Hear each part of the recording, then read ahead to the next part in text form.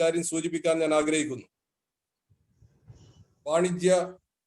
ദേശസാൽകൃത വാണിജ്യ സ്വകാര്യ ഷെഡ്യൂൾ ബാങ്കുകളിലെ ഓഫീസർമാരുടെ ഒരു കൂട്ടായ്മയാണ് ഈ ബാങ്കേഴ്സ് ഫോറം എന്ന് പറയുന്നത്. ഇതിന്റെ അപെക്സ് ബോഡി സംസ്ഥാന ലെവലുള്ള സ്റ്റേറ്റ് ബാങ്കേഴ്സ് ഫോറമാണ്. ഇതിൽ കക്ഷി രാഷ്ട്രീയമോ ആ രീതിയിലുള്ള സങ്കുചിതമായ താല്പര്യങ്ങളോ ഒന്നും തന്നെ ഇല്ലാത്ത, സംസ്ഥാനത്ത് തന്നെ നമ്മുടെ ബാങ്കിങ് മേഖലയിലുള്ള ഓഫീസർമാരുടെ ഏറ്റവും പ്രമുഖമായ ഒരേ ഒരു കൂട്ടായ്മയാണ് ഈ ബാങ്കേഴ്സ് ഫോറം. വടകരയെ സംബന്ധിച്ചിടത്തോളം 23 ഇത്തരത്തിലുള്ള ബാങ്കുകളുടെ ഓഫീസർമാരും അതുപോലെ തന്നെ ബാങ്കുകളും പ്രവർത്തിക്കുന്നുണ്ട്. അതുപോലെ തന്നെ സബർബനിൽ ഇതേപോലെ തന്നെയുള്ള പല ബ്രാഞ്ചസും വേറെയുമുണ്ട്. മൊത്തം വടകര കേന്ദ്രീകരിച്ച് നോക്കുകയാണെങ്കിൽ 150ഓളം മെമ്പർമാർ ഇതിൽ അംഗങ്ങളായിട്ടുണ്ട്. അവരുടെ കുടുംബാംഗങ്ങളൊക്കെ ഒപ്പം ചേർന്നുകൊണ്ട് പലപ്പോഴായി ചില പരിപാടികളും ഞങ്ങൾ സംഘടിപ്പിച്ചു വരാറുണ്ട്. ആമുഖമായി ഇത് ഞാൻ സൂചിപ്പിച്ചത് ഡോക്ടർ പ്രവീൺ പ്രദീപിന് അതിനെപ്പറ്റി ഒരു ചെറിയ ഹിന്റ് തരാൻ വേണ്ടിയിട്ടാണ്. ഒരുപക്ഷെ റുബീഷ് ഈ കാര്യങ്ങൾ സൂചിപ്പിച്ചിട്ടുണ്ടാവുമെന്ന് ഞാൻ പ്രതീക്ഷിക്കുന്നു. ഏതായാലും കൂടുതലായി സംസാരിക്കാൻ ഞാൻ ആഗ്രഹിക്കുന്നില്ല. ഇതില് മോഡറേറ്റർ ആയിട്ടുള്ള ടി അനിൽകുമാർ, നമ്മുടെ ജോയിന്റ് സെക്രട്ടറി ബാങ്കേഴ്സ് ക്ലബാണ് ഈ പരിപാടി കോർഡിനേറ്റ് ചെയ്യുന്നതും മോഡറേറ്റ് ചെയ്യുന്നതും. അതുപോലെ തന്നെ ഇതില് ആശംസ അർപ്പിക്കുന്നത് നമ്മുടെ മുഖ്യ രക്ഷാധികാരിയായിട്ടുള്ള KM ബാലകൃഷ്ണനാണ്. നന്ദി പ്രകാശിപ്പിക്കുന്നത് ട്രഷറർ രാജീവനാണ്. ഈ വിഷയാവതരണവുമായി ബന്ധപ്പെട്ട് നമുക്ക് ലഭിച്ചിട്ടുള്ള ഡോക്ടർ പ്രവീൺ പ്രദീപിനെ സദസ്സിനെ ഇൻട്രൊഡ്യൂസ് ചെയ്യാൻ വേണ്ടി നമ്മുടെ റുബീഷിനെ, സീനിയർ മാനേജർ, പഞ്ചാബ് നാഷണൽ ബാങ്ക്, അവരോട് സവിനയം അപേക്ഷിക്കുന്നു.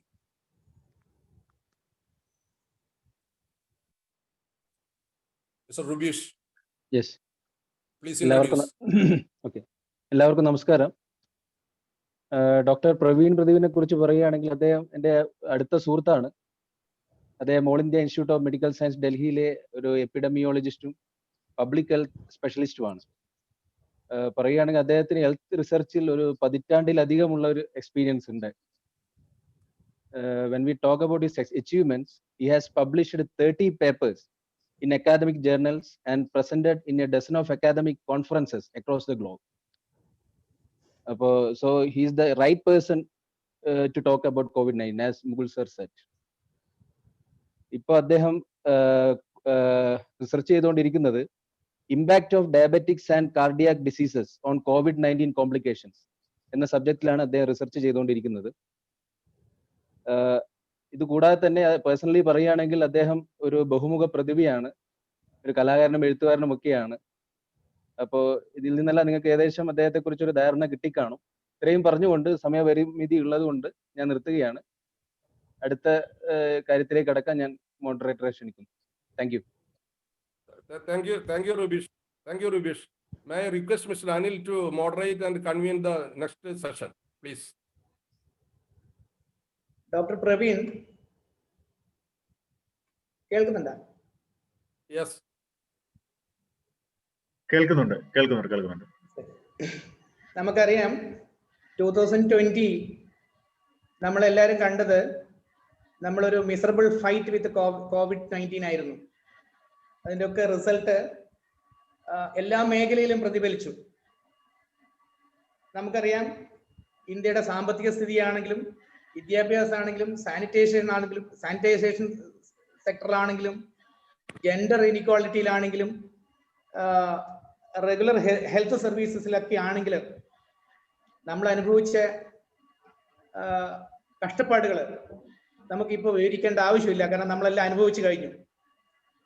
വെൽത്തിന്റെ കാര്യത്തിൽ പറയുകയാണെങ്കിൽ കഴിഞ്ഞ ഏപ്രില് ഓരോ മണിക്കൂറിലും 1,70,000 ആളുകളുടെ ജോബ് ലോസ് ആണ് ഉണ്ടായിരുന്നത്.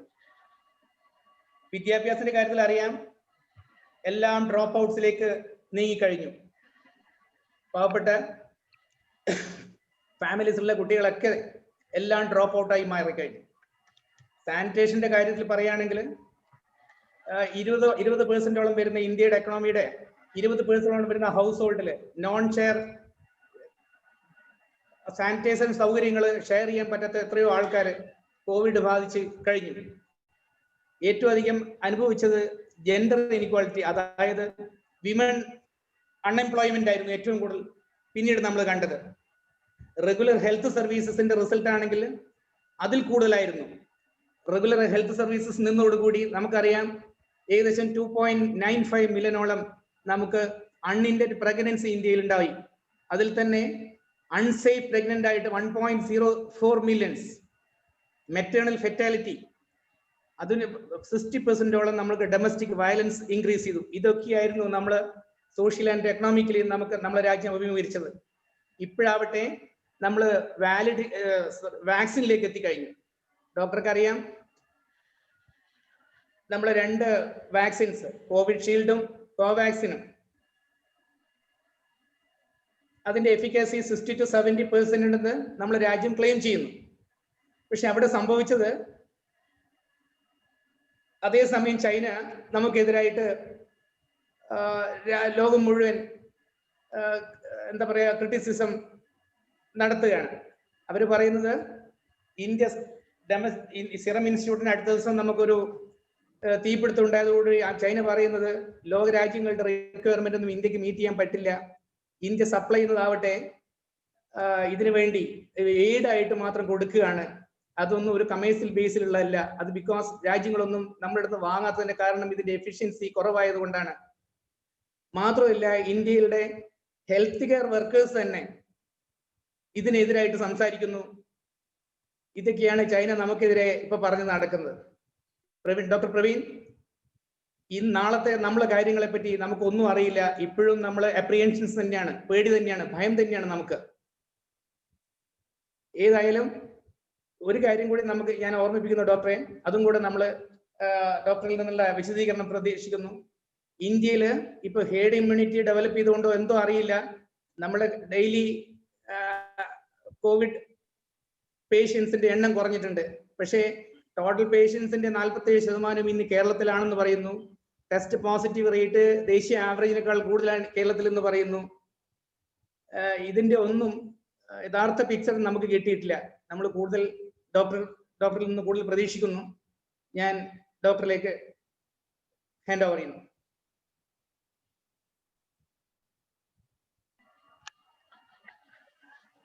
എല്ലാവർക്കും നമസ്കാരം. ഞാൻ പറയുന്നത് കേൾക്കാൻ പറ്റുമെന്ന് തോന്നുന്നു. യെസ്.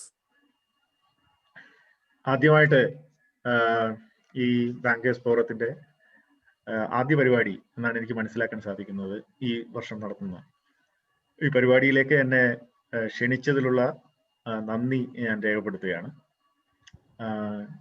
പ്രത്യേകിച്ച് എൻ്റെ സുഹൃത്ത് റുബീഷ്, ഈ പരിപാടി കോർഡിനേറ്റ് ചെയ്ത് എന്നോട് വിളിച്ച് സംസാരിച്ച മിസ്റ്റർ മുകുൽ, ഈ പരിപാടിയുടെ മോഡറേറ്റർ, ഇവിടെ സന്നിഹിതരായിരിക്കുന്ന എല്ലാ ബഹുമാന്യരായ ബാങ്കിങ് ഉദ്യോഗസ്ഥർ, എല്ലാവർക്കും എൻ്റെ നന്ദി ഞാൻ രേഖപ്പെടുത്തുന്നു. കോവിഡ് നമ്മളേവരും കഴിഞ്ഞ ഒരു വർഷത്തിന് മുകളിലായിട്ട് അനുഭവിച്ചുകൊണ്ടിരിക്കുന്ന ഒരവസ്ഥയാണ്. നമുക്ക് എല്ലാവർക്കും അറിയാം കോവിഡ് എന്താണെന്ന് എല്ലാവർക്കും അറിയാം. അത് നമ്മുടെ പരിസരത്തും ഈ ലോകത്താകമാനവും ഉണ്ടാക്കിയിട്ടുള്ള ഇമ്പാക്റ്റിനെ കുറിച്ച് നമുക്ക് അറിയാം. അപ്പൊ ഇങ്ങനെ ഒരു കൂട്ടായ്മയില് കോവിഡിനെ കുറിച്ച് സംസാരിക്കാന്ന് പറയുമ്പോൾ കേരളത്തെ പോലെയുള്ള ഒരു സ്ഥലത്ത് വളരെയധികം മീഡിയ പെനിട്രേഷൻ ഉള്ള ഒരു സ്റ്റേറ്റില് ബാങ്കിങ് കമ്മ്യൂണിറ്റി പോലെ എപ്പോഴും അപ് ടു ഡേറ്റ് ആയിട്ടുള്ള ഇൻഫർമേഷൻ എപ്പോഴും കിട്ടാൻ വളരെയധികം ആക്സസിബിൾ ആയിട്ടുള്ള ഒരു ഗ്രൂപ്പില് എന്താണ് COVID-19 കുറിച്ച് സംസാരിക്കുക എന്നതിനെ കുറിച്ച് എനിക്കൊരു സംശയം ഉണ്ടായിരുന്നു. ഇന്ന് വളരെ ഒരു പ്രധാനപ്പെട്ട ഒരു റിപ്പോർട്ട് ഞാൻ കാണാനിടയായി. അതിനകത്ത് COVID-19 വൈറസിനെ വിളിച്ചിരിക്കുന്നത് അസമത്വത്തിന്റെ വൈറസ് എന്നാണ്. അതായത് COVID-19 അതുമൂലം ഉണ്ടായിട്ടുള്ള സോഷ്യോ എക്കണോമിക് ഇമ്പാക്റ്റിനെ കുറിച്ച് മോഡറേറ്റർ ആയിട്ടുള്ള സാർ പറഞ്ഞു. അതായത് പട്ടിണിയിലുള്ള ആൾക്കാരെ കൂടുതൽ പട്ടിണിയിലേക്കും സമ്പന്നർക്ക് കൂടുതൽ പണം ഉണ്ടാക്കുകയും ചെയ്യുന്ന ഒരു വലിയ സാമ്പത്തിക അസമത്വത്തിലേക്ക് നയിക്കുന്ന ഒരു സോഷ്യോ എക്കണോമിക് ഇമ്പാക്റ്റ് COVID-19 ഉണ്ട്. COVID-19 ഉണ്ടാക്കിയിരിക്കുന്ന ഒരു ഹെൽത്ത് ഇമ്പാക്റ്റ് ഉണ്ട്. ഇനി നാം കാണാനിരിക്കുന്ന കുറെ മാറ്റങ്ങൾ പോസ്റ്റ് കോവിഡ് എറ എങ്ങനെയായിരിക്കും എന്നതിനെ കുറിച്ചുള്ള നമ്മുടെ കുറച്ച് കാഴ്ചപ്പാടുകളുണ്ട്. കോവിഡിനെ കുറിച്ച് നമുക്ക് ഇതുവരെ എന്തറിയാം? when I can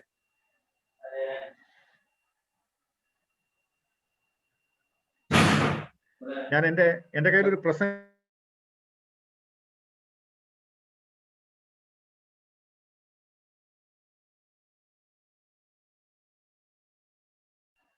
ഒരു 3/4 മണിക്കൂർ ഉള്ള ഒരു പ്രസന്റേഷൻ എൻ്റെ കയ്യിലുണ്ട്.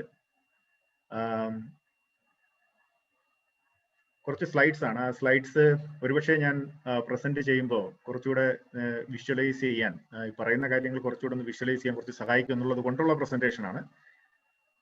അപ്പോൾ ഞാനത് ഷെയർ ചെയ്യാണ്. എനിക്ക് സ്ക്രീൻ ഷെയർ ചെയ്യാൻ പറ്റുമെന്ന് തോന്നുന്നു അല്ലേ? ഇപ്പോൾ സ്ക്രീൻ ഷെയർ ചെയ്യാം. കാണുന്നുണ്ടോ? ഞാൻ കാണുന്നുണ്ട്. എന്താണ് ഒരു പ്രസന്റേഷന്റെ ടൈറ്റിൽ കാണുന്നുണ്ടോ? Yes sir.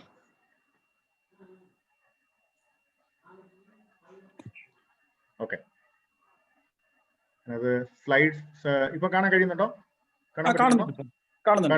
കാണുന്നു. ഓക്കെ, അപ്പൊ എന്റെ പ്രസന്റേഷന്റെ ടൈറ്റില് നേരത്തെ പറഞ്ഞതുപോലെ COVID-19 പാസ്റ്റ് പ്രസന്റ് ഫ്യൂച്ചർ എന്നുള്ളതാണ്. എന്താണ് നമുക്ക് ഇതുവരെ COVID-19 കുറിച്ച് അറിയാൻ പറ്റുന്നത്, നാം അറിഞ്ഞത്? ഇപ്പോൾ നമ്മൾ COVID-19 ഏത് സ്റ്റേജിലൂടെയാണ് കടന്നു പോകുന്നത്? ഇനി ഭാവി എന്തായിരിക്കും എന്നതിനെ കുറിച്ചാണ്. സത്യത്തിൽ ഫ്യൂച്ചറിനെ കുറിച്ച് നമുക്ക് വലിയ ധാരണകളൊന്നുമില്ല. നമ്മുടെ ഒരു ശാസ്ത്ര സമൂഹത്തിന് പ്രെഡിക്റ്റ് ചെയ്യാൻ കഴിയുന്നതിനും അപ്പുറത്തേക്കുള്ള ഒരു അത്തരം കാര്യങ്ങളാണത്. എങ്കിൽ കൂടി എന്താണ് ഫ്യൂച്ചർ എന്നതിനെ കുറിച്ച് കൂടി നമ്മൾ ഈ പ്രസന്റേഷനിൽ ഡിസ്കസ് ചെയ്യും. അപ്പോൾ ഞാനൊരു എപ്പിഡമിയോളജിസ്റ്റ് ആണ്. എപ്പിഡമിയോളജി എന്ന് പറയുന്ന ശാസ്ത്രശാഖ ഒരു ഡിസീസിന്റെ ഡിസ്ട്രിബ്യൂഷനെ കുറിച്ചും അതിന്റെ ഡിറ്റർമിനൻസിനെ കുറിച്ചും, അതായത് അതിന് കാരണമായിട്ടുള്ള വസ്തുതകൾ എന്തെല്ലാമാണ്, ആ ഡിസീസിന്റെ ക്ലിനിക്കൽ സിംറ്റംസും പ്രസന്റേഷൻസും എങ്ങനെയാണ്, ആ അസുഖത്തിനെ എങ്ങനെയാണ് നമുക്ക് ഡയഗ്നോസ് ചെയ്യാൻ പറ്റുന്നത്, ഒരു ഇൻഫെക്ഷ്യസ് ഡിസീസ് ആണെങ്കിൽ അതിന്റെ ട്രാൻസ്മിഷൻ എങ്ങനെയായിരിക്കും, ആ ഡിസീസിന്റെ പ്രിവെന്റീവ് സ്ട്രാറ്റജീസ് എന്തെല്ലാമാണ് എന്നൊക്കെ വിഷയത്തെക്കുറിച്ചൊക്കെ പഠിക്കുന്ന ഒരു ശാസ്ത്രശാഖയാണ്. അപ്പൊ അതുകൊണ്ട് തന്നെ നാച്ചുറലി ഈ ഒരു പ്രസന്റേഷനിൽ ഞാൻ പറയാൻ ഉദ്ദേശിക്കുന്നതും അത്തരം കാര്യങ്ങളെ കുറിച്ചാണ്. പിന്നീട് നേരത്തെ നമ്മുടെ മോഡറേറ്റർ പറഞ്ഞതുപോലെ ഹേർഡ് ഇമ്മ്യൂണിറ്റിയെ കുറിച്ച്. അപ്പൊ എന്താണ് ഹേർഡ് ഇമ്മ്യൂണിറ്റി? അതൊരു പക്ഷേ ഈ ഒരു പ്രത്യേക സാഹചര്യത്തിൽ ഹേർഡ് ഇമ്മ്യൂണിറ്റിയെ കുറിച്ച് പറയേണ്ടത് അത്യാവശ്യമാണെന്ന് എനിക്ക് തോന്നുന്നു.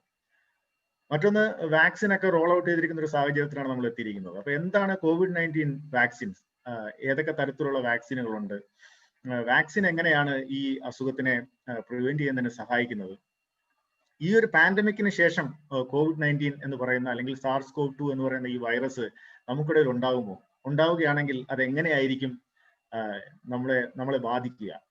ഇത്തരത്തിൽ വളരെ ചെറിയ ഒരു സെഗ്മെന്റ് മാത്രമേ ഞാൻ ഇതിനെക്കുറിച്ച് സംസാരിക്കാൻ ഉദ്ദേശിക്കുന്നുള്ളൂ. അമേരിക്കയുടെ നാഷണൽ ലൈബ്രറി ഓഫ് മെഡിസിന്റെ ഒരു ഡേറ്റാബേസ് ഉണ്ട്. പബ്മെഡ് എന്നാണ് ആ ഡേറ്റാബേസിന്റെ പേര്.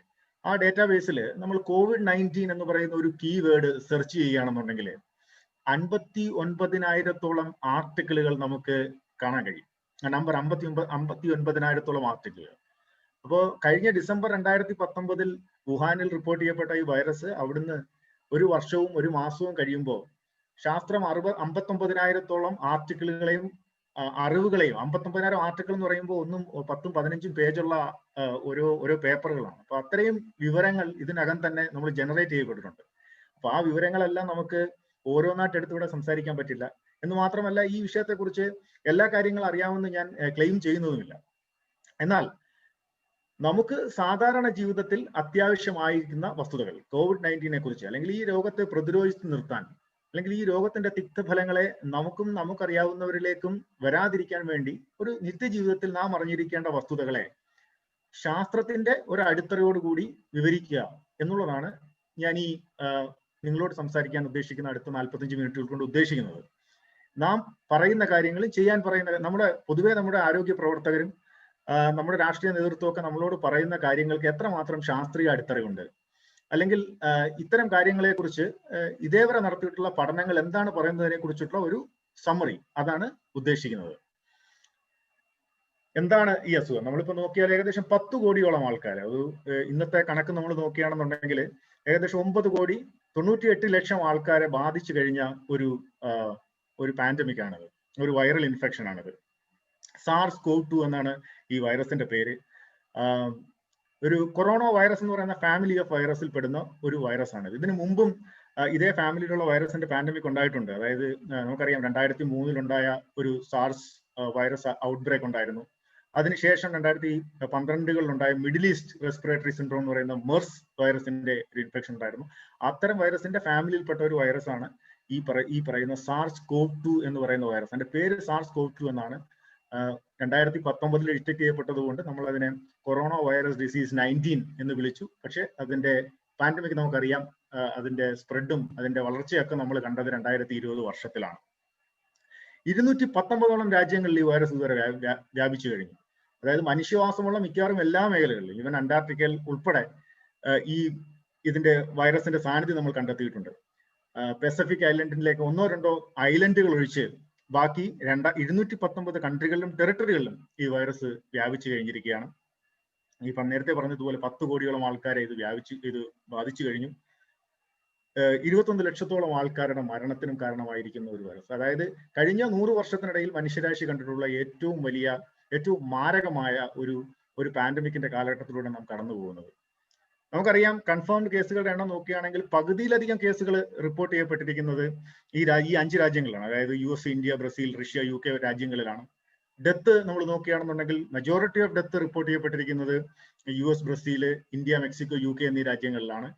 റിക്കവറി റേറ്റ് നോക്കുകയാണെങ്കിലും ഏറ്റവും കൂടുതൽ കേസ് റിപ്പോർട്ട് ചെയ്യപ്പെട്ടുള്ള രാജ്യങ്ങളിൽ ഇന്ത്യയിലാണ് ഏറ്റവും അധികം റിക്കവറി റേറ്റ് ഉള്ളത്. ഇത്തരം നമ്പറുകൾ പലപ്പോഴും മിസ്ലീഡിംഗ് ആണ്. അപ്പൊ നമ്മൾ നോക്കുമ്പോൾ ഏറ്റവും കൂടുതൽ കേസുകളുടെ അബ്സൊല്യൂട്ട് നമ്പറിനനുസരിച്ച് പലപ്പോഴും മാധ്യമങ്ങളിലൊക്കെ ഈ കേസുകളെ കുറിച്ച് പറയുമ്പോൾ ഈ അബ്സൊല്യൂട്ട് നമ്പർ ഓഫ് കേസുകളുടെ അടിസ്ഥാനത്തിലാണ് നമ്മൾ പറയുക.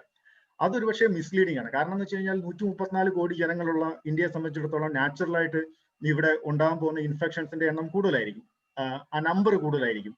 നമ്പർ ഓഫ് ഇൻഫെക്ഷൻസ് കൂടുമ്പോൾ അതിനനുസരിച്ച് ഡെത്തും കൂടാൻ സാധ്യതയുണ്ട്. അപ്പം നമ്മൾ എപ്പോഴും നിങ്ങൾക്കറിയാം, നിങ്ങൾ കൂടുതലും കണക്കുമായി ബന്ധപ്പെട്ടുള്ള കാര്യങ്ങൾ ഡീൽ ചെയ്യുന്ന ആൾക്കാരാണ്. അപ്പോൾ പലപ്പോഴും നമ്മളൊരു കാര്യം റിപ്പോർട്ട് ചെയ്യുമ്പോൾ അതിനൊരു ഡിനോമിനേറ്റർ എന്ന് പറയുന്ന ഒരു സംഗതി ഉണ്ടായിരിക്കണം. അതായത് അതിനു വേണ്ടിയിട്ടാണ് നമ്മൾ പറയുന്നത്. അബ്സല്യൂട്ട് നമ്പറിൽ പലപ്പോഴും പത്രമാധ്യമങ്ങൾ ഇതിനെ റിപ്പോർട്ട് ചെയ്യുമ്പോൾ കണക്കുകൾ പെരുപ്പിച്ച് കാണിക്കുന്ന ഒരു അവസ്ഥയാണ്. ഇപ്പോൾ കേരളത്തെ കുറിച്ച് പറയുകയാണെങ്കിൽ ഇപ്പോൾ പറയുന്നത് 6000 കേസുകൾ റിപ്പോർട്ട് ചെയ്യപ്പെടുന്നു, ഇന്ത്യയിൽ മൊത്തം റിപ്പോർട്ട് ചെയ്യുന്ന കേസിന്റെ 45% റിപ്പോർട്ട് ചെയ്യപ്പെടുന്നു എന്നൊക്കെ പറയുമ്പോൾ പലപ്പോഴും പാനിക് ഉണ്ടാക്കുന്ന സിറ്റുവേഷൻ ആണ്. പക്ഷേ നമ്മളൊരു എപ്പിഡമിയോളജിക്കൽ പെർസ്പെക്റ്റീവിൽ നോക്കുമ്പോൾ ടോട്ടൽ പോപ്പുലേഷനിൽ എത്ര കേസുകളാണ് റിപ്പോർട്ട് ചെയ്യപ്പെട്ടിരിക്കുന്നത്, അല്ലെങ്കിൽ റിപ്പോർട്ട് ചെയ്യപ്പെട്ടിരിക്കുന്ന കേസുകളിൽ എത്ര മരണമാണ് ഉണ്ടായിരിക്കുന്നത്, ഈ അസുഖത്തെ സംബന്ധിച്ചിടത്തോളം ആക്റ്റീവ് കേസുകളെക്കാളും മൊത്തം റിപ്പോർട്ട് ചെയ്യപ്പെട്ട കേസുകളെക്കാളും ഉപരിയായിട്ട് ഈ ഒരു പാൻഡമിക്കുമായിട്ട് ബന്ധപ്പെട്ട മോർട്ടാലിറ്റിയാണ് ഏറ്റവും പ്രധാനപ്പെട്ട ഘടകം. അതായത് ഇതുമൂലം എത്ര ആൾക്കാർ മരിക്കുന്നു എന്നുള്ളതാണ്.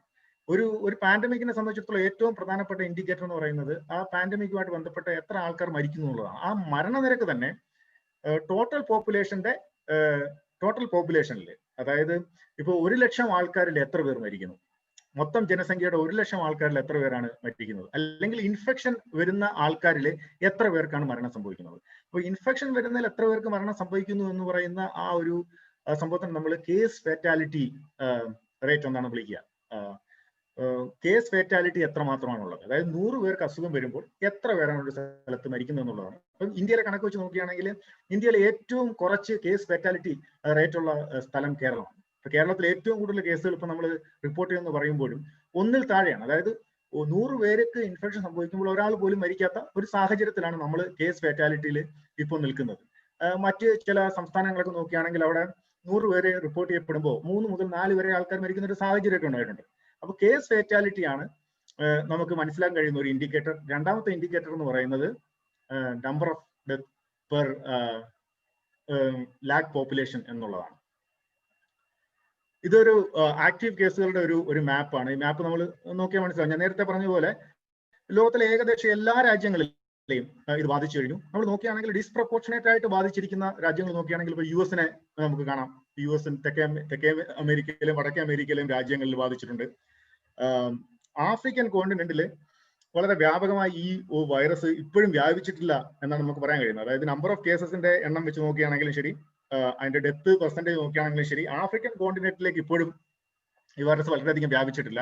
ചൈനയിലാണ് ആദ്യമായി കേസ് റിപ്പോർട്ട് ചെയ്തിട്ടുണ്ടെങ്കിലും ചൈനയിൽ നമ്പർ ഓഫ് കേസ് വളരെ കുറവാണ്. അതായത് വുഹാൻ പ്രവിശ്യയുടെ പുറത്തേക്ക് ഈ വൈറസ് അധികം വ്യാപിച്ചിട്ടില്ല. റഷ്യ നമുക്ക് കണ്ടാൽ മനസ്സിലാകും. സൗത്ത് അമേരിക്കയില്, ബ്രസീല് നമുക്കറിയാം ഏറ്റവും കൂടുതൽ കേസുകൾ വ്യാപിച്ചിരിക്കുന്ന ഒരു സാഹചര്യമാണ്. അപ്പോൾ ഒരുപക്ഷെ വാക്സിനൊക്കെ നല്ലപോലെ റോൾ ഔട്ട് ചെയ്തില്ലെങ്കിൽ ഒരുപക്ഷെ ആഫ്രിക്കൻ കോണ്ടിനെന്റില് ഒരുപക്ഷെ ഒരു വൈറൽ ഔട്ട്ബ്രേക്ക് വരാനുള്ള ഒരു സാധ്യതയുണ്ട്. അതായത് നമ്മൾ ഈ വൈറസിന്റെ സ്പ്രെഡ് മൊത്തത്തിൽ നോക്കുകയാണെന്നുണ്ടെങ്കിൽ കൂടുതൽ ജനസാന്ദ്രതയുള്ള മേഖലകളിൽ, കൂടുതൽ ആൾക്കാർ അധിവസിക്കുന്ന ഏരിയകളിൽ, വളരെ ഡെവലപ്ഡ് ആയിട്ടുള്ള ടയർ 1 സിറ്റികളിലാണ് ഈ വൈറസിന്റെ ഫസ്റ്റ് വേവ് ആഞ്ഞടിച്ചിരിക്കുന്നതും കൂടുതൽ അസുഖം ബാധിച്ചിരിക്കുന്നത്. ലോകത്തിന്റെ മൊത്തത്തിലുള്ള സാമ്പത്തിക സ്ഥിതി ഒരു സോഷ്യോ എക്കണോമിക് പെർസ്പെക്റ്റീവിൽ നോക്കിക്കഴിഞ്ഞാൽ എക്കണോമിക്കലി ബാക്ക്വേർഡ് ആയിട്ട് നിൽക്കുന്ന ചില ആഫ്രിക്കൻ പ്രദേശങ്ങളിൽ ഈ വൈറസ് അതിന്റെ നമ്പർ ഓഫ് കേസിന്റെ എണ്ണം നോക്കുകയാണെങ്കിൽ അത്ര ശക്തിയായി വ്യാപിച്ചിട്ടില്ല എന്നാണ് നമുക്ക് മനസ്സിലാക്കാൻ സാധിക്കുന്നത്. ഇനി distribution of death by region നമ്മൾ നോക്കുകയാണെന്നുണ്ടെങ്കിൽ ഇത് 2020 ആദ്യ മാസം മുതലുള്ള കണക്കുകളാണ്. അപ്പൊ നോക്കുകയാണെന്നുണ്ടെങ്കിൽ ഈ ഡെത്ത് നമ്മൾ ആദ്യം മുതൽ നോക്കുമ്പോൾ ആദ്യം അമേരിക്കൻ കോണ്ടിനെന്റിലാണ് ഏറ്റവും കൂടുതൽ ഈ കേസ് റിപ്പോർട്ട് ചെയ്യപ്പെട്ടിട്ടുള്ളത്. അതിനുശേഷം യൂറോപ്യൻ കോണ്ടിനെന്റിലേക്ക് മരണം റിപ്പോർട്ട് ചെയ്യുന്നു. ഇപ്പൊ നമുക്കറിയാം ബ്രിട്ടനിൽ ഏറ്റവും കൂടുതൽ മരണം റിപ്പോർട്ട് ചെയ്യപ്പെടുന്ന ഒരു സാഹചര്യം ഉണ്ടായിരിക്കുന്നത്. നടുക്ക് കൊടുത്തിരിക്കുന്നത് യെല്ലോ ലൈൻ സൂചിപ്പിച്ചിരിക്കുന്നത് ഏഷ്യൻ കോണ്ടിനെന്റ് ആണ്. അപ്പോൾ ഈ ഡെത്തിന്റെ ഒരു ഡിസ്ട്രിബ്യൂഷൻ നോക്കുകയാണെന്നുണ്ടെങ്കിൽ ഏഷ്യ വൻകരയിൽ നിന്നും ഈ ഡെത്ത് റിപ്പോർട്ട് ചെയ്തിരിക്കുന്നത് വളരെ കുറവായിട്ടുള്ളതാണ് നമുക്ക് കാണാൻ കഴിയുന്നത്. Just have a glass of water.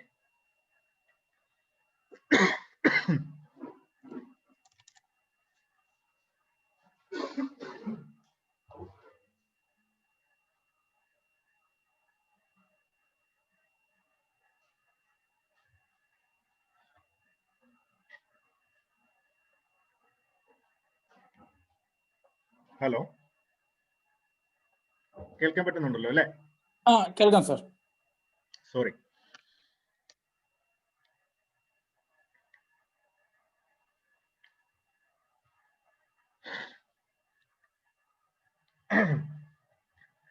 ലോകത്തിലെ വിവിധ രാജ്യങ്ങൾ ഈ പാൻഡമിക്കിനെ നേരിട്ടിരിക്കുന്ന അല്ലെങ്കിൽ പാൻഡമിക് ഉണ്ടായിരിക്കുന്നത് വ്യത്യസ്ത രീതിയിലാണ് നമുക്ക് മനസ്സിലാക്കാൻ സാധിക്കും. ഈ ഒരു ഗ്രാഫ് നമ്മൾ നോക്കുകയാണെന്നുണ്ടെങ്കിൽ ഇതിൽ ഗ്രീൻ കളറിൽ കാണിച്ചിരിക്കുന്ന ആ ഏറ്റവും വലിയ സ്പൈക്ക് കാണിച്ചിരിക്കുന്ന ഒരു ഗ്രാഫ് എന്ന് പറയുന്നത് US പാറ്റേൺ ആണ്. US പാറ്റേൺ നമ്മൾ നോക്കിക്കഴിഞ്ഞാൽ കഴിഞ്ഞ വർഷം ഏകദേശം ഫെബ്രുവരി മാർച്ച് മാസത്തോടു കൂടി അവിടുത്തെ കേസുകളുടെ എണ്ണം കൂടുകയും നമുക്കൊരു ഫസ്റ്റ് പീക്ക് കാണാൻ കഴിയുന്നത് ഒരു ഏപ്രിൽ മാസത്തിൽ ഒരു ചെറിയ ഫസ്റ്റ് പീക്ക് ഉണ്ടായി. അതിനുശേഷം പിന്നെ ജൂലൈ ഓഗസ്റ്റ് മാസമായപ്പോഴത്തേക്ക് ഒരു സെക്കൻഡ് പീക്ക് ഉണ്ടായി. പിന്നെ ഗ്രാജുവലായിട്ട് കേസുകൾ കുറഞ്ഞു. പിന്നെ നമ്മൾ നോക്കുമ്പോഴത്തേക്ക് ഒരു സെപ്റ്റംബർ ഒക്ടോബർ മാസമൊക്കെ ആയപ്പോഴത്തേക്ക് അവിടുത്തെ തെരഞ്ഞെടുപ്പും അതുമായിട്ട് ബന്ധപ്പെട്ട കാര്യങ്ങളൊക്കെ ആയപ്പോഴത്തേക്ക് ഒരു വലിയ സ്പൈക്കിലേക്ക് പോയി. വീണ്ടും കേസുകൾ കുറഞ്ഞു. വീണ്ടും ഡിസംബർ മാസത്തിൽ വീണ്ടും ഒരു സ്പൈക്ക് ഉണ്ടായി. ഇപ്പൊ കേസുകളുടെ എണ്ണം അവിടെ കുറഞ്ഞിരിക്കുന്ന ഒരു സാഹചര്യമുണ്ട്. അതായത് മൾട്ടിപ്പിൾ സ്പൈക്സ് ആണ്. ഇൻഫെക്ഷൻ കുറയുകയും പിന്നീട് കൂടുകയും കുറയുകയും കൂടുകയും ചെയ്യുന്ന ഒരു പാറ്റേൺ ആണ് നമ്മൾ US പാറ്റേൺ കാണാൻ കഴിയുന്നത്. ഇതിനകത്ത് കാണുന്ന യെല്ലോ കളർ ആയിട്ടുള്ള ഗ്രാഫ് ഇന്ത്യയുടെ ഗ്രാഫാണ്. ഇന്ത്യയുടെ ഗ്രാഫ് ഇന്ത്യ വളരെ കൺസിസ്റ്റന്റ് ആയിട്ട് നമ്പർ ഓഫ് കേസുകൾ സൂചിപ്പിക്കുന്നു. സെപ്റ്റംബർ മാസത്തോടു കൂടി കേസുകളുടെ എണ്ണം അതിന്റെ മൂർധന്യാവസ്ഥയിലെത്തുന്നു. സെപ്റ്റംബറിന് ശേഷം ഗ്രാജുവലായി കേസുകൾ കുറയുന്നു. ഈ ജനുവരി മാസത്തോടുകൂടി കേസുകൾ കുറഞ്ഞു നിൽക്കുന്നു. അപ്പൊ ഇത് സൂചിപ്പിക്കുന്ന ഒരു സംഭവം ഇന്ത്യയെ സംബന്ധിച്ചിടത്തോളം കൃത്യമായ പ്രിവെന്റീവ് സ്ട്രാറ്റജീസ് നമ്മൾ കണ്ടിന്യൂ ചെയ്തില്ലെന്നുണ്ടെങ്കിൽ, അല്ലെങ്കിൽ നമ്മുടെ ടയർ 1 സിറ്റികളിൽ നിന്നും ഈ വൈറസ് നമ്മുടെ ഗ്രാമപ്രദേശങ്ങളിലേക്ക് കൂടുതലായി സ്പ്രെഡ് ചെയ്യുക, അല്ലെങ്കിൽ നമ്മുടെ ടയർ 2 സിറ്റികളിലേക്കോ ടയർ 3 സിറ്റികളിലേക്കോ ഈ ഡിസീസ് വന്നു കഴിഞ്ഞാൽ കേരളത്തിൽ നമ്മളിപ്പോൾ കണ്ടുകൊണ്ടിരിക്കുന്ന രീതിയിലുള്ള നമ്പർ ഓഫ് കേസ് സ്പൈക്ക് ഇനിയും സംഭവിക്കാൻ സാധ്യതയുണ്ട് എന്നുള്ളതാണ് ഇതിനകത്തൊരു വസ്തുത. ഒരുപക്ഷെ നമ്മുടെ സിറ്റികളിൽ കൃത്യമായി നമ്മൾ ഒരു ഇമ്മ്യൂണിറ്റി അല്ലെങ്കിൽ കൂടുതൽ ആൾക്കാരെ ഈ അസുഖം ബാധിക്കുകയോ നമ്മുടെ സിറ്റികളിൽ നിന്ന് നമ്മുടെ ഗ്രാമപ്രദേശങ്ങളിലേക്കുള്ള ജനസാന്ദ്രത കുറഞ്ഞതുകൊണ്ട് അവിടേക്ക് ഡിസീസ് വ്യാപിക്കാതിരിക്കുകയോ ചെയ്തത് കൊണ്ടുണ്ടായ ഒരു ട്രാൻസിയന്റ് മാറ്റമായിരിക്കും. പക്ഷേ ഒരുപക്ഷെ ഈ സെപ്റ്റംബറിൽ ഇത്തരം ഒരു സ്പൈക്ക് ഉണ്ടായതിനു ശേഷം ഇനി ഒരിക്കലും മറ്റൊരു സ്പൈക്ക് ഉണ്ടാവാതിരിക്കുന്ന ഒരു സാഹചര്യം ഉണ്ടാവുകയും ചെയ്യാം. പക്ഷെ നാം മനസ്സിലാക്കേണ്ടത് ഇവിടെ പല രാജ്യങ്ങളിലും ഇപ്പൊ US കേസ് നോക്കുകയാണെങ്കിൽ ശരി, അതിന് താഴെ നിൽക്കുന്ന ഇപ്പൊ നമ്മള് red colour orange colour graph നോക്കുകയാണെങ്കിൽ ബ്രസീലിന്റെ കേസാണ്. അപ്പൊ ബ്രസീലില് ഇടയ്ക്ക് വീണ്ടും സ്പൈക്കുകൾ ഉണ്ടാകുന്നു, വീണ്ടും താഴേക്ക് പോകുന്നു, വീണ്ടും സ്പൈക്കുകൾ ഉണ്ടാകുന്നുള്ള രീതിയിലാണ് നമുക്ക് കാണാൻ സാധിക്കുന്നത്. നമ്മുടെ ഗ്രാഫ്, ഇന്ത്യയുടെ ഗ്രാഫ് ഒരു ടിപ്പിക്കൽ നോർമൽ ഡിസ്ട്രിബ്യൂഷൻ കർവിനെ പോലെയാണ് ഇപ്പം കാണിക്കുന്നത്. പക്ഷെ അതിനർത്ഥം ഇവിടുത്തെ കേസുകൾ എന്നേക്കുമായി കുറഞ്ഞിട്ടുള്ളതെന്നുള്ളതല്ല എന്ന് പറയുന്ന ഒരു കോഷൻ കൂടി ഇതിന്റെ പിന്നിലുണ്ട് എന്ന് പറയാൻ വേണ്ടിയിട്ടാണ് ഞാൻ വളരെ പർപ്പസ്ഫുൾ ആയിട്ട് ഈ ഗ്രാഫ് ഉൾപ്പെടുത്തിയത്. ഞാൻ നേരത്തെ പറഞ്ഞിരുന്നു നമ്പർ ഓഫ് ആക്റ്റീവ് കേസസ് അല്ല, ആക്റ്റീവ് കേസസിനപ്പുറം രണ്ട് ഇൻഡിക്കേറ്ററാണ് നമ്മൾ നോക്കേണ്ടത്. Case fatality ratio. ലോകരാജ്യങ്ങളുടെ കേസ് ഫാറ്റാലിറ്റി റേഷ്യോകൾ നമ്മൾ കമ്പയർ ചെയ്ത് നോക്കുകയാണെന്നുണ്ടെങ്കിൽ ഈ ഏറ്റവും കൂടുതൽ ആൾക്കാർ മരിച്ചിരിക്കുന്നത്, അതായത് 100 കേസുകൾ റിപ്പോർട്ട് ചെയ്യുമ്പോൾ ഏറ്റവും കൂടുതൽ ആൾക്കാർ മരിച്ചിരിക്കുന്നത് മെക്സിക്കോയിലാണ്. അതായത് അത് 8.5%. രണ്ടാമത് ഇറ്റലിയാണ്. നമുക്കറിയാം ഈ പാൻഡമിക് ഏറ്റവും കൂടുതൽ മരണങ്ങൾ റിപ്പോർട്ട് ചെയ്യപ്പെട്ടത് ആദ്യ സമയത്ത് ഇറ്റലിയിലായിരുന്നു. ഇറ്റലിയിൽ 3.5%. ഇന്ത്യയുടെ കേസ് നോക്കുകയാണെങ്കിൽ അത് 1.4% ആണ്. ഇന്ത്യയെ സംബന്ധിച്ചിടത്തോളം വളരെ ആശാവഹമായ ഒരു സംഭവം. നമുക്ക് ഇത്രയധികം പോപ്പുലേഷൻ ഉണ്ടായിട്ടും ഇത്രയധികം ഇൻഫെക്ഷൻസ് ഉണ്ടാകാനുള്ള സാധ്യത ഉണ്ടായിട്ടും ഇത് സിവിയർ കേസസിലേക്ക് പോവുകയും ഇത് മോർട്ടാലിറ്റി ഉണ്ടാവുകയും ചെയ്യുന്നതിന്റെ തോത് ഇന്ത്യയെ സംബന്ധിച്ചിടത്തോളം വളരെ കുറവായിരുന്നു എന്നുള്ളതാണ്. ഒരുപക്ഷെ ഈ പാൻഡമിക്കിനെ ഇത്രയും കാര്യക്ഷമമായി നമുക്ക് നേരിടാൻ സാധിച്ചത് ഈ കേസ് ഫാറ്റാലിറ്റി റേറ്റിലുള്ള വളരെ വലിയ കുറവാണെന്ന് നമുക്ക് മനസ്സിലാക്കാൻ സാധിക്കും. ഇനി 1,00,000 ആൾക്കാരിൽ എത്ര പേർ മരിക്കുന്നു എന്ന് പറയുന്ന കണക്ക് നമ്മൾ നോക്കിയാൽ ഏറ്റവും കൂടുതലുള്ളത് UK-യിലാണ്. അതിനുശേഷം ചെക്ക് റിപ്പബ്ലിക് ആണ്, അതിനുശേഷം ഇറ്റലിയാണ്, പിന്നീട് യുണൈറ്റഡ് സ്റ്റേറ്റ്സ് ആണ്. ഇന്ത്യ ഇക്കാര്യത്തിലും ഏറ്റവും താഴെയാണ് നിൽക്കുന്നത്. അതായത് 1,00,000 ആൾക്കാരിൽ മരിക്കുന്ന ആൾക്കാരുടെ എണ്ണം ഇന്ത്യയിൽ വളരെ കുറവാണ്. ഒരുപക്ഷെ COVID-19 പാൻഡമിക്കിനെ സംബന്ധിച്ചിടത്തോളം നമുക്ക് ഏറ്റവും ആശാവഹമായിട്ടുള്ള ഒരു സംഭവം ഇതാണ്. നമ്മുടെ കേസ് ഫാറ്റാലിറ്റി റേറ്റും മരണനിരക്കും ലോകരാജ്യങ്ങളെ അപേക്ഷിച്ച് വളരെ കുറവാണെന്നുള്ളതാണ്. ഇനി നമ്മൾ പറയുന്നുണ്ട് ഈ അസുഖം വരുമ്പോൾ ഈ അസുഖത്തിന്റെ ഡിഫറെന്റ് സ്റ്റേജസ് ഉണ്ട്. ഇപ്പോൾ ഇത് വേൾഡ് ഹെൽത്ത് ഓർഗനൈസേഷന്റെ ഈ ഡിസീസിന്റെ സിവിയറിറ്റിയെ കുറിച്ചുള്ള ഒരു ക്ലാസിഫിക്കേഷനാണ്. അപ്പോ ഈ അസുഖം എല്ലാവർക്കും ഉണ്ടാകുന്നത് ഒരേ രീതിയിലല്ല. നമുക്ക് തന്നെ അറിയാം കുറെ ആൾക്കാർക്ക് വൈറസ് ഇൻഫെക്ഷൻ ഉണ്ടാകുന്നുണ്ട്, ഒരു സിംറ്റം പോലും ഇല്ലാതെ ഈ അസുഖം വന്ന് പോകുന്നുണ്ട്. അതൊരു അസിംറ്റമാറ്റിക് സ്റ്റേജ് ആണ്. ചില ആൾക്കാർക്ക് വളരെ ചെറിയ ഫീവർ, ചെറിയ കഫ്, സോർ ത്രോട്ട്, ചെറിയ ഫറ്റീഗ്, മസിൽ പെയിൻ ഒക്കെ ഉണ്ടായിട്ട് അസുഖം വന്ന് പോകുന്നുണ്ട്. അതൊരു മൈൽഡ് ടൈപ്പ് ഓഫ് ഇൽനെസ് എന്നാണ് നമ്മൾ വിളിക്കുക. മോഡറേറ്റ് ഇൽനെസ് നമ്മൾ വിളിക്കുന്നത് എപ്പോഴാണോ ഈ അസുഖം നമ്മുടെ ലങ്സിനെ ഇൻവോൾവ് ചെയ്യുന്നത് അല്ലെങ്കിൽ ഒരു ന്യൂമോണിയയ്ക്ക് കാരണമായി തീരുന്നത്, ആ അവസ്ഥയാണ് നമ്മളൊരു മോഡറേറ്റ് ഇൽനെസ് എന്ന് പറയുന്നത്. പക്ഷേ സിവിയർ സൈൻസ് ഒന്നും ഉണ്ടാവുകയില്ല. സിവിയർ ഇൽനെസ്സിലേക്ക് വരുന്നത് ഒരാൾക്ക് സിവിയർ ആയിട്ടുള്ള ന്യൂമോണിയ ഉണ്ടാവുകയും അയാൾക്ക് റെസ്പിറേറ്ററി ഫെയിലിയർ ഉണ്ടാവുകയും ശരീരത്തിലെ മറ്റ് ഓർഗൻസിനെ ഈ അസുഖം ബാധിക്കുകയും ചെയ്യുന്ന ഒരു അവസ്ഥയിലാണ് സിവിയർ ഇൽനെസ് ഉണ്ടാകുന്നത്. അതുകൊണ്ട് തന്നെ 4 സ്റ്റേജിലാണ് ഈ അസുഖം ലോകത്താകമാനം റിപ്പോർട്ട് ചെയ്തിരിക്കുന്നത്. ഏറ്റവും സിവിയർ ഇൽനെസ്സിലെ സ്റ്റേജിലേക്ക് പോകുമ്പോഴാണ് അത് പിന്നീട് മരണകാരണമാകുന്ന ഒരവസ്ഥയിലേക്ക് അസുഖം എത്തിക്കുന്നത്. ഇതിന്റെ സമ്മറി ഇത്രയേ ഉള്ളൂ. ഈ ലോകത്തിന്റെ ഭൂരിഭാഗം ആൾക്കാർ, ആ ഒരു കണക്കിലേക്ക് ഞാൻ വരാം, ഭൂരിഭാഗം ഇൻഫെക്ഷനും അസിംറ്റമാറ്റിക് ആയിട്ടുള്ള അല്ലെങ്കിൽ മൈൽഡ് സ്റ്റേജിലുള്ള ഇൻഫെക്ഷൻ ആണ് ഉണ്ടാവുന്നതെന്നാണ് COVID-19 കുറിച്ചുള്ള നമുക്ക് ഇതുവരെയുള്ള അറിവ്. ഇത് ഇൻഫെക്ഷൻ ഉണ്ടായതിനു ശേഷം എപ്പോഴാണ് നമുക്ക് അസുഖം ഉണ്ടാകുന്നത്? പലരും ചോദിക്കുന്ന ഒരു ചോദ്യമാണ്. എനിക്കൊരു ഇൻഫെക്ഷൻ ഒരാളിൽ നിന്ന് കിട്ടിയെന്നിരിക്കട്ടെ, എത്ര ദിവസത്തിനുള്ളിലാണ് എനിക്ക് എന്റെ സിംറ്റംസ് ഉണ്ടാവുക? എന്നാൽ നമ്മൾ ഇൻക്യുബേഷൻ പീരീഡ് എന്നാണ് വിളിക്കുക. ഏത് വൈറൽ ഇൻഫെക്ഷനെ സംബന്ധിച്ചിടത്തോളം ആ ഒരു സമയത്ത് നമ്മൾ ഇൻക്യുബേഷൻ പീരീഡ് എന്നാണ് വിളിക്കുക. അങ്ങനെ നോക്കുമ്പോൾ ഇപ്പോൾ നമുക്ക് ചൈനയിൽ നിന്നുള്ള വിവരങ്ങളിൽ നമുക്ക് മനസ്സിലാക്കാൻ സാധിക്കുന്നത് ഒരു മീൻ ഇൻക്യുബേഷൻ പീരീഡ് എന്ന് പറയുന്നത് 5.2 days ആണ്. അത് വേണമെങ്കിൽ 0 days മുതൽ 21 days വരെ ആവാം. ഏറ്റവും മാക്സിമം 21 days വരെ. അപ്പൊ നമ്മളടുത്ത് ഈ 7 ദിവസം എന്തിനാണ് ക്വാറന്റൈനിൽ ഇരിക്കുന്നത്, അല്ലെങ്കിൽ 14 ദിവസം എന്തിനാണ് ക്വാറന്റൈനിൽ ഇരിക്കുന്നതിനുള്ള ഒരു ശാസ്ത്രീയ അടിത്തറ ഇതാണ്. അപ്പൊ നമ്മൾ പല സ്ഥലത്ത് റിപ്പോർട്ട് ചെയ്യപ്പെട്ടുള്ള കേസിൽ നമുക്ക് മനസ്സിലാക്കാൻ സാധിച്ചിട്ടുള്ളത് ഏകദേശം 97.5% കേസുകളിലും നമ്മൾ ഒരു എക്സ്പോഷർ കിട്ടിയിട്ടുണ്ടെങ്കിൽ അതിന്റെ സിംറ്റം 11 ദിവസത്തിനുള്ളിൽ തന്നെ വരും. 97.5% കേസുകൾ. ഒരു 60% കേസുകളിൽ 7 daysനുള്ളിൽ തന്നെ വരും. അപ്പൊ അതുകൊണ്ടാണ് ഈ 14 ദിവസത്തെയും 7 ദിവസത്തെയും ക്വാറന്റൈൻ പറഞ്ഞിരിക്കുന്നത്. ഇനി എന്തെല്ലാമാണ് ഇതിന്റെ പ്രൈമറി സിംറ്റംസ്? പ്രൈമറി സിംറ്റംസ് സാധാരണയായിട്ട് ഏറ്റവും കൂടുതൽ ബാധിക്കുന്നത് നമ്മുടെ അപ്പർ റെസ്പിറേറ്ററി ട്രാക്റ്റിനെയാണ്. അതായത് നമ്മുടെ നോസ്, നമ്മുടെ ത്രോട്ട് ഭാഗങ്ങളെയാണ്. ഹെഡ് ഏക്ക് ഒരു പ്രധാനപ്പെട്ട സിംറ്റം ആണ്. നേരത്തെ പറഞ്ഞ പോലെ ഫെറ്റീഗ്, ഷോർട്ട്നെസ് ഓഫ് ബ്രെത്ത്, ചില ആൾക്കാരിൽ അബ്ഡോമിനൽ അതായത് നോസിയ, വോമിറ്റിംഗ് പോലുള്ള ഗ്യാസ്ട്രോ ഇൻഡസ്ട്രൈനൽ ട്രാക്റ്റിനെ ബാധിക്കുന്ന സിംറ്റംസും ഉണ്ടാവുന്നുണ്ട്. പക്ഷേ ഈ സിംറ്റംസ് പല സ്ഥലത്തും പല രീതിയിലാണ്.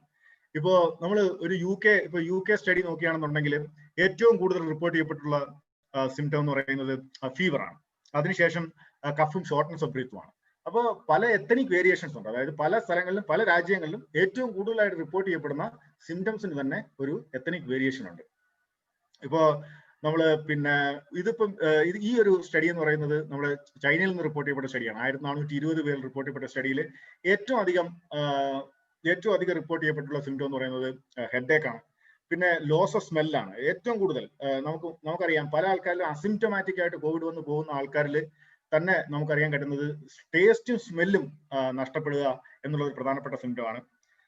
അതിൽ തന്നെ ഈ ത്രോട്ടും ഇയറും നോസുമായിട്ട് ബന്ധപ്പെട്ടുള്ള സിംറ്റംസ് ഏറ്റവും കൂടുതലുള്ളത് പ്രായം കുറഞ്ഞ ആൾക്കാരിലാണ്. ഫീവറും ഫെറ്റീഗ് പോലുള്ള സിംറ്റംസ് ഉണ്ടാകുന്നത് എൽഡർലി പേഷ്യൻസിലാണ്.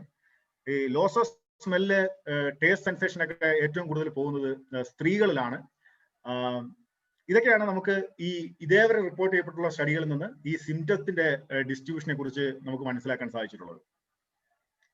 അതുപോലെ തന്നെ നേരത്തെ ഞാൻ പറഞ്ഞു ഇതിന്റെ കേസ് ഫാറ്റാലിറ്റി റേറ്റ്. ഇപ്പൊ ഞാൻ നേരത്തെ പറഞ്ഞതുപോലെ മെക്സിക്കോ പോലുള്ള സ്ഥലത്ത് 100 പേരിൽ 8 പേര് മരിക്കുന്നു, ഇന്ത്യയിൽ 1.4% മരിക്കുന്നു. പക്ഷേ ഓൺ ആൻ ആവറേജ് ഇപ്പം ചൈനയിലെയും ബാക്കിയുള്ള രാജ്യങ്ങളിലൊക്കെ വെച്ച് നോക്കുമ്പോഴത്തേക്ക് ഒരു ആവറേജ് കേസ് ഫാറ്റാലിറ്റി റേറ്റ് എന്ന് പറയുന്നത് ഒരു 2 to 3 ആണ്. അതായത് 100 പേർക്ക് അസുഖം വന്നാൽ 2 മുതൽ 3 വരെ ആൾക്കാർ മരിക്കുന്ന ഒരു സാഹചര്യമാണുള്ളത്. പക്ഷേ ഇത് നമുക്ക് അണ്ടർലൈങ് ഡിസീസസ്, അതായത് നമുക്കിപ്പോൾ ഒരു ഡയബറ്റീസ് ഉണ്ട്, അല്ലെങ്കിൽ നമുക്ക് ഏതെങ്കിലും രീതിയിലുള്ള ഹാർട്ട് ഡിസീസസ് ഉണ്ട്, അല്ലെങ്കിൽ നമുക്ക് ഏതെങ്കിലും രീതിയിലുള്ള ഹൈപ്പർ ടെൻഷൻ പോലെയുള്ള അസുഖങ്ങൾ, റെസ്പിറേറ്ററി ഡിസീസ്, ക്യാൻസർ, ഇങ്ങനെയൊക്കെയുള്ള കോമോർബിഡിറ്റീസ് നമുക്കുള്ളപ്പോൾ അതുമൂലം ഉണ്ടാകുന്ന കേസ് ഫാറ്റാലിറ്റി വ്യത്യസ്തമാണ്. അതായത് ഒരു 80 വയസ്സിന് മുകളിൽ പറയാനുള്ള ആൾക്കാരിൽ 100 പേർക്ക് അസുഖം വന്നാൽ 14 പേർ വരെ മരിക്കാൻ സാധ്യതയുണ്ട്. 100 ഹാർട്ട് ഡിസീസ് ഉള്ള ആൾക്കാർക്ക് അസുഖം വന്നാൽ 10 പേര് മരിക്കാൻ സാധ്യതയുണ്ട്. അതുപോലെ ഡയബറ്റീസ് വന്നാൽ 7 പേര് മരിക്കാൻ സാധ്യതയുണ്ട്. അപ്പൊ അതുകൊണ്ട് തന്നെ പല സബ് പോപ്പുലേഷൻസിൽ, അതായത് പ്രായമേറിയ ആൾക്കാരിൽ, കോമോർബിഡിറ്റി എന്ന് പറയുന്ന മറ്റ് അസുഖങ്ങളുള്ള ആൾക്കാരിലൊക്കെ മരണനിരക്ക് കൂടുതലാണ്.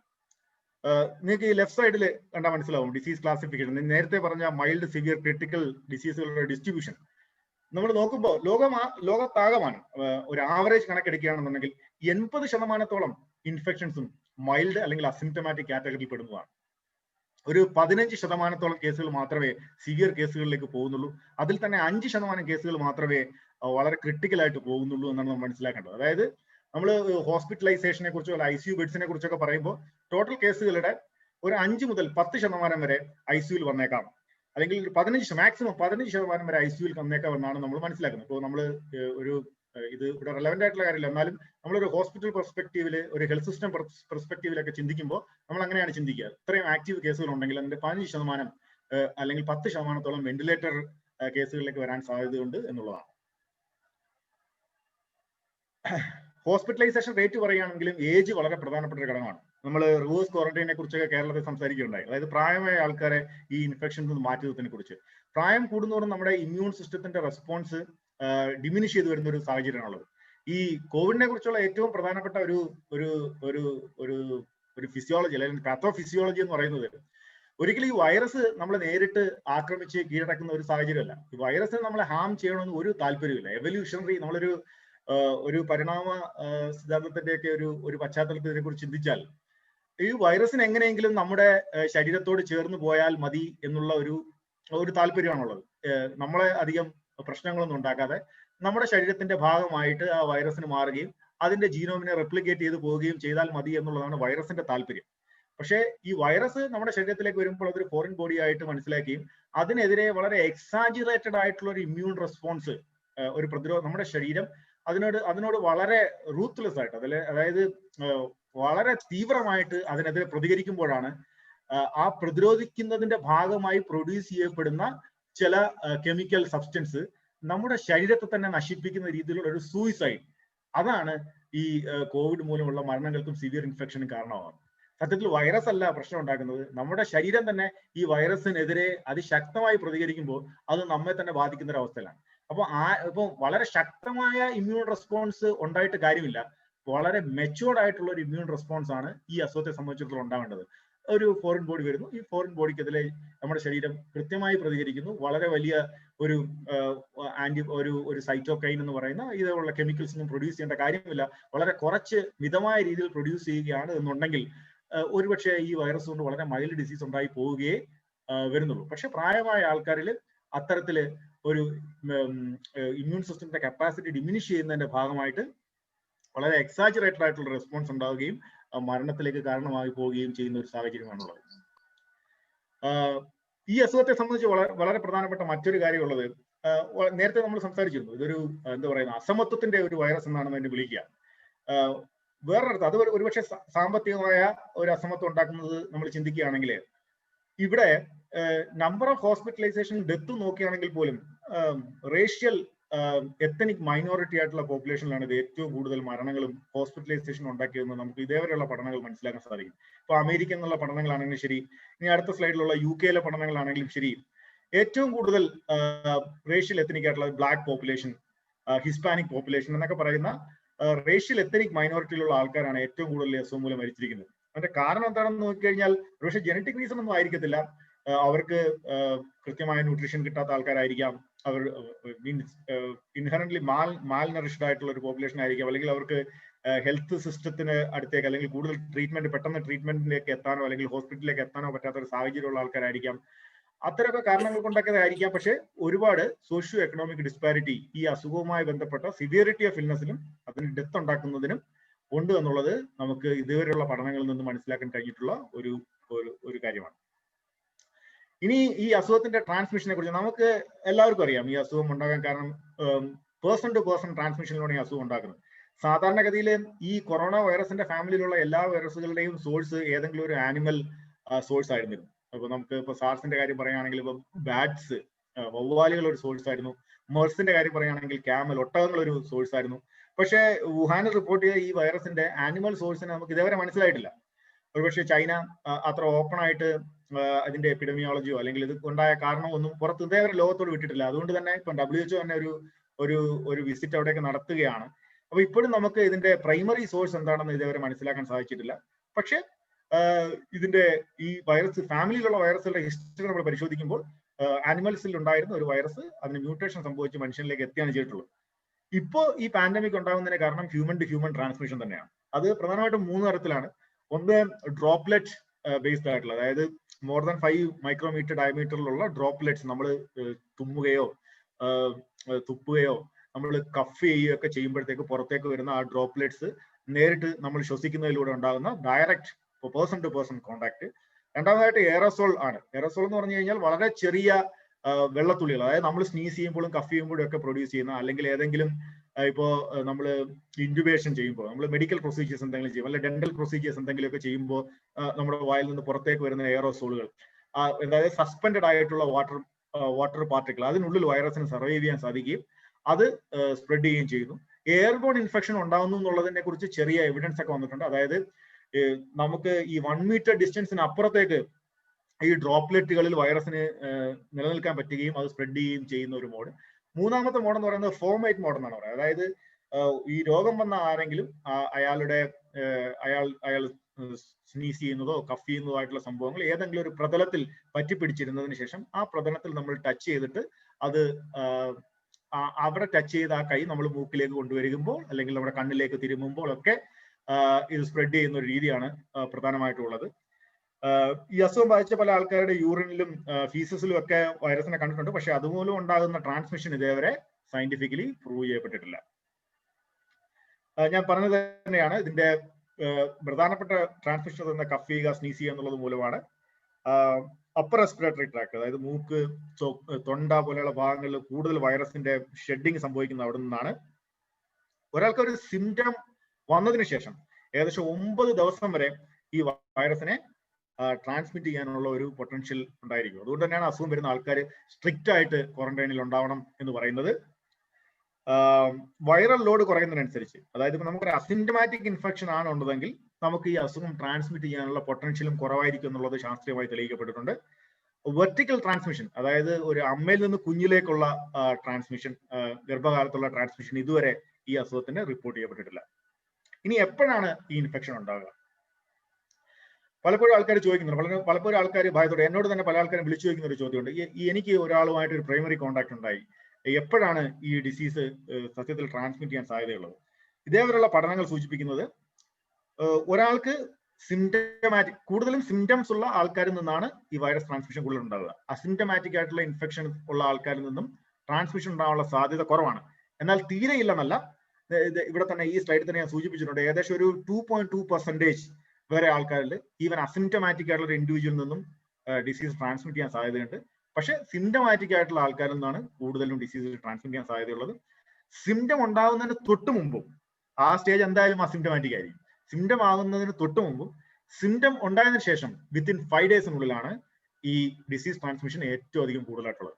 അപ്പോൾ ഒരാൾക്ക് സിംറ്റമാറ്റിക് ആയിട്ടുള്ള ഒരാളുമായി അയാൾ സിംറ്റം വന്നതിന് ശേഷമോ അതിനു മുമ്പോ നമ്മൾ കോണ്ടാക്റ്റിൽ പോയിട്ടുണ്ടെങ്കിൽ ഉറപ്പായിട്ടും നമുക്ക് ഈ അസുഖം കിട്ടാനുള്ള സാധ്യത വളരെ ഏറെ ഉണ്ട് എന്നുള്ളതാണ് ഇതുവരെയുള്ള പഠനങ്ങൾ സൂചിപ്പിക്കുന്നത്.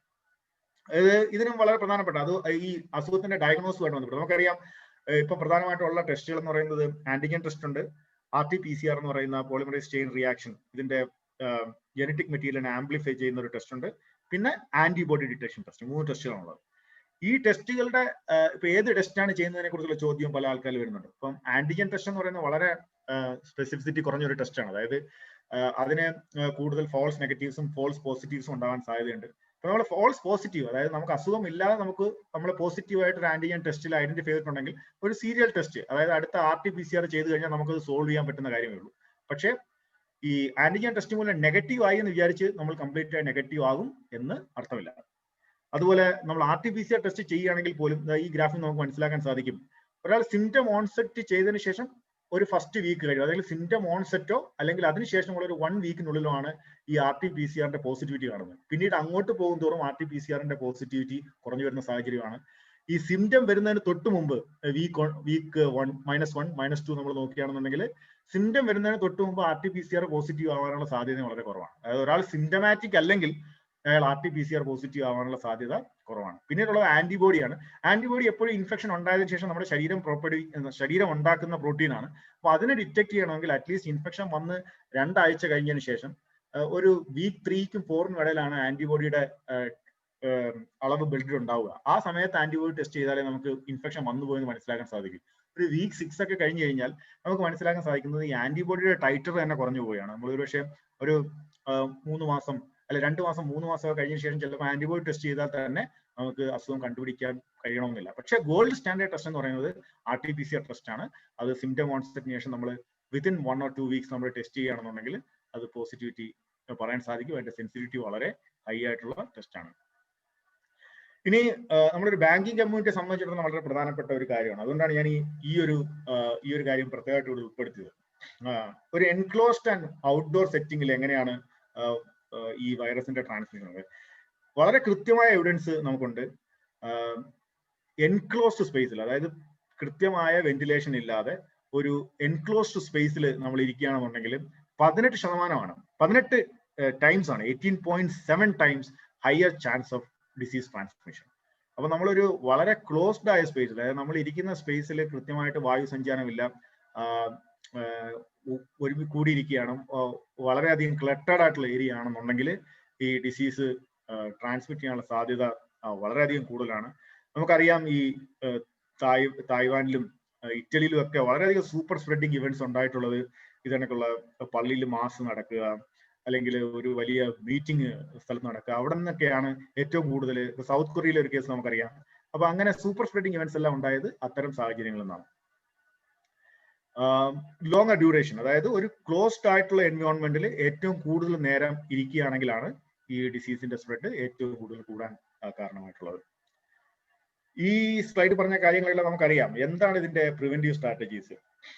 എത്രയും പെട്ടെന്ന് കേസുകൾ ഐഡന്റിഫൈ ചെയ്യുക, ഐഡന്റിഫൈ കേസുകളെ ക്വാറന്റൈൻ ചെയ്യുക, കൈകൾ കഴുകുക, സോഷ്യൽ ഡിസ്റ്റൻസ് പാലിക്കുക, മൗത്ത് മാസ്ക് ഇടുക, നമ്മൾ റെസ്പിറേറ്ററി ഹൈജീൻ പാലിക്കുക, നമ്മൾ എപ്പോഴും തൊടുന്ന സർഫസുകളൊക്കെ ഡിസിൻഫെക്ട് ചെയ്യുക, റിവേഴ്സ് ക്വാറന്റൈൻ പ്രാക്ടീസ് ചെയ്യുക. അപ്പൊ ഇത് പലപ്പോഴും ആൾക്കാർ ചോദിക്കും, ഇതൊക്കെ ചെയ്യുന്നതുകൊണ്ട് എന്തെങ്കിലും പ്രയോജനം ഉണ്ടോ? ഇതിന് കൃത്യമായ സയന്റിഫിക് എവിഡൻസ് ഉണ്ട്. ഈ പറയുന്ന ഓരോ നിർദ്ദേശത്തിനും കൃത്യമായ സയന്റിഫിക് ഉണ്ട്. എനിക്ക് സമയത്തിന്റെ പരിമിതി ഉണ്ട്, ഞാൻ വളരെ വേഗത്തിൽ ഇത് കടന്നു പോകാം. ഇത് 172 സ്റ്റഡികൾ, അതായത് SARS-CoV-2 വൈറസിന്റെ ബന്ധപ്പെട്ട സ്റ്റഡികൾ, സാർസ് എപ്പിഡമിക് 2002 സാർസ് എപ്പിഡമിക്കുമായിട്ട് ബന്ധപ്പെട്ട സ്റ്റഡികൾ, 2012 മെർസ് എപ്പിഡമിക്കുമായിട്ട് ബന്ധപ്പെട്ട 172 സ്റ്റഡികൾ നടത്തിയ സ്റ്റഡികളുടെ ഒരു മെറ്റാ അനാലിസിസ്, അതിന്റെ സിസ്റ്റമാറ്റിക് റിവ്യൂ നടത്തുമ്പോൾ നമുക്ക് കൃത്യമായി മനസ്സിലാക്കാൻ സാധിക്കുന്നത് ഡിസ്റ്റൻസിനനുസരിച്ച്, അതായത് രണ്ട് വ്യക്തികൾ തമ്മിലുള്ള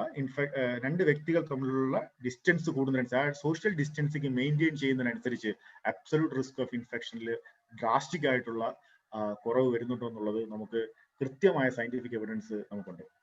ഇനി ഫേസ് കവർ ചെയ്യുന്നതിലൂടെ, നമ്മൾ ഫേസ് കവർ ചെയ്യുകയാണെന്നുണ്ടെങ്കിൽ ലാർജ് റിഡക്ഷൻ ഇൻ ഇൻഫെക്ഷൻ. ഇതും ഈ കഴിഞ്ഞ 20 വർഷത്തിനിടയിൽ ഉണ്ടായ 3 എപ്പിഡമിക്കുകളുടെയും സ്റ്റഡികൾ വെച്ച് നോക്കാൻ നേരത്തെ അതിന്റെ ഓഡ്സ് റേഷ്യോ നോക്കുകയാണ്. ഓഡ്സ് റേഷ്യോ 1 താഴെയാണെന്നുള്ളത് പ്രൊട്ടക്റ്റീവ് ആണ്. അപ്പോൾ ഫേസ് മാസ്കുകൾ ഉപയോഗിക്കുകയാണെങ്കിൽ അത് N95 ആണെങ്കിലും സർജിക്കൽ മാസ്കുകളാണെങ്കിലും അത് കോട്ടൺ മാസ്ക് ആണെങ്കിലും ഈവൻ തുണി കൊണ്ടുള്ള മാസ്ക് ഉപയോഗിച്ചാൽ പോലും പ്രൊട്ടക്ഷൻ ഉണ്ട് എന്ന് മനസ്സിലാക്കാൻ സാധിച്ചിട്ടുണ്ട്.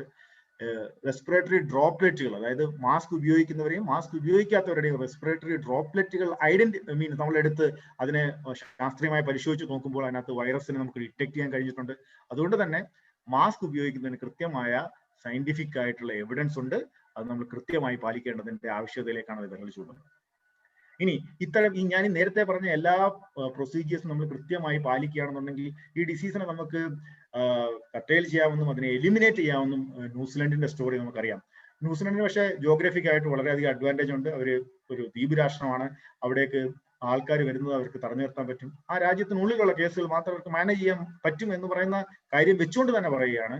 എന്നിട്ട് ആ ഒരു സാഹചര്യത്തിൽ അവർ സിസ്റ്റമാറ്റിക് ആയിട്ട് അവർ സ്ട്രാറ്റജീസ് ഇംപ്ലിമെന്റ് ചെയ്യുന്നതിലൂടെ ഈ പറയുന്ന നോൺ ഫാർമക്കോളജികൾ, അതായത് മരുന്നല്ലാത്ത സ്ട്രാറ്റജികൾ ഇംപ്ലിമെന്റ് ചെയ്തതിലൂടെ ഈ പാൻഡമിക്കിനെ പിടിച്ചു നിർത്താൻ ന്യൂസിലൻഡിന് കഴിഞ്ഞു എന്നുള്ളത് ഇതിന്റെ നേരത്തെ പറഞ്ഞ കാര്യങ്ങളുടെ ശാസ്ത്രീയത ഒന്നുകൂടി അരക്കെട്ടുറപ്പിക്കുന്ന ഒരു വസ്തുതയാണ്.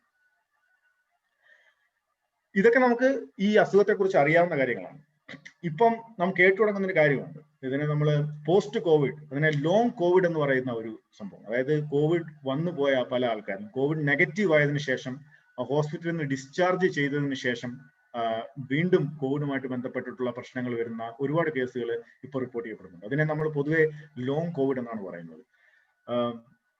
നമ്മൾക്ക് നിലവിലുള്ള സ്റ്റഡികൾ പറയുന്നതെന്ന് വെച്ചാൽ ഏകദേശം 32% ആൾക്കാരിലും കോവിഡുമായി ബന്ധപ്പെട്ടിട്ടുണ്ടായിട്ടുള്ള എന്തെങ്കിലും സിംറ്റംസ് 60 ദിവസത്തിന് ശേഷം 2 മാസത്തിന് ശേഷവും പെർസിസ്റ്റ് ചെയ്യുന്നുള്ളതാണ്.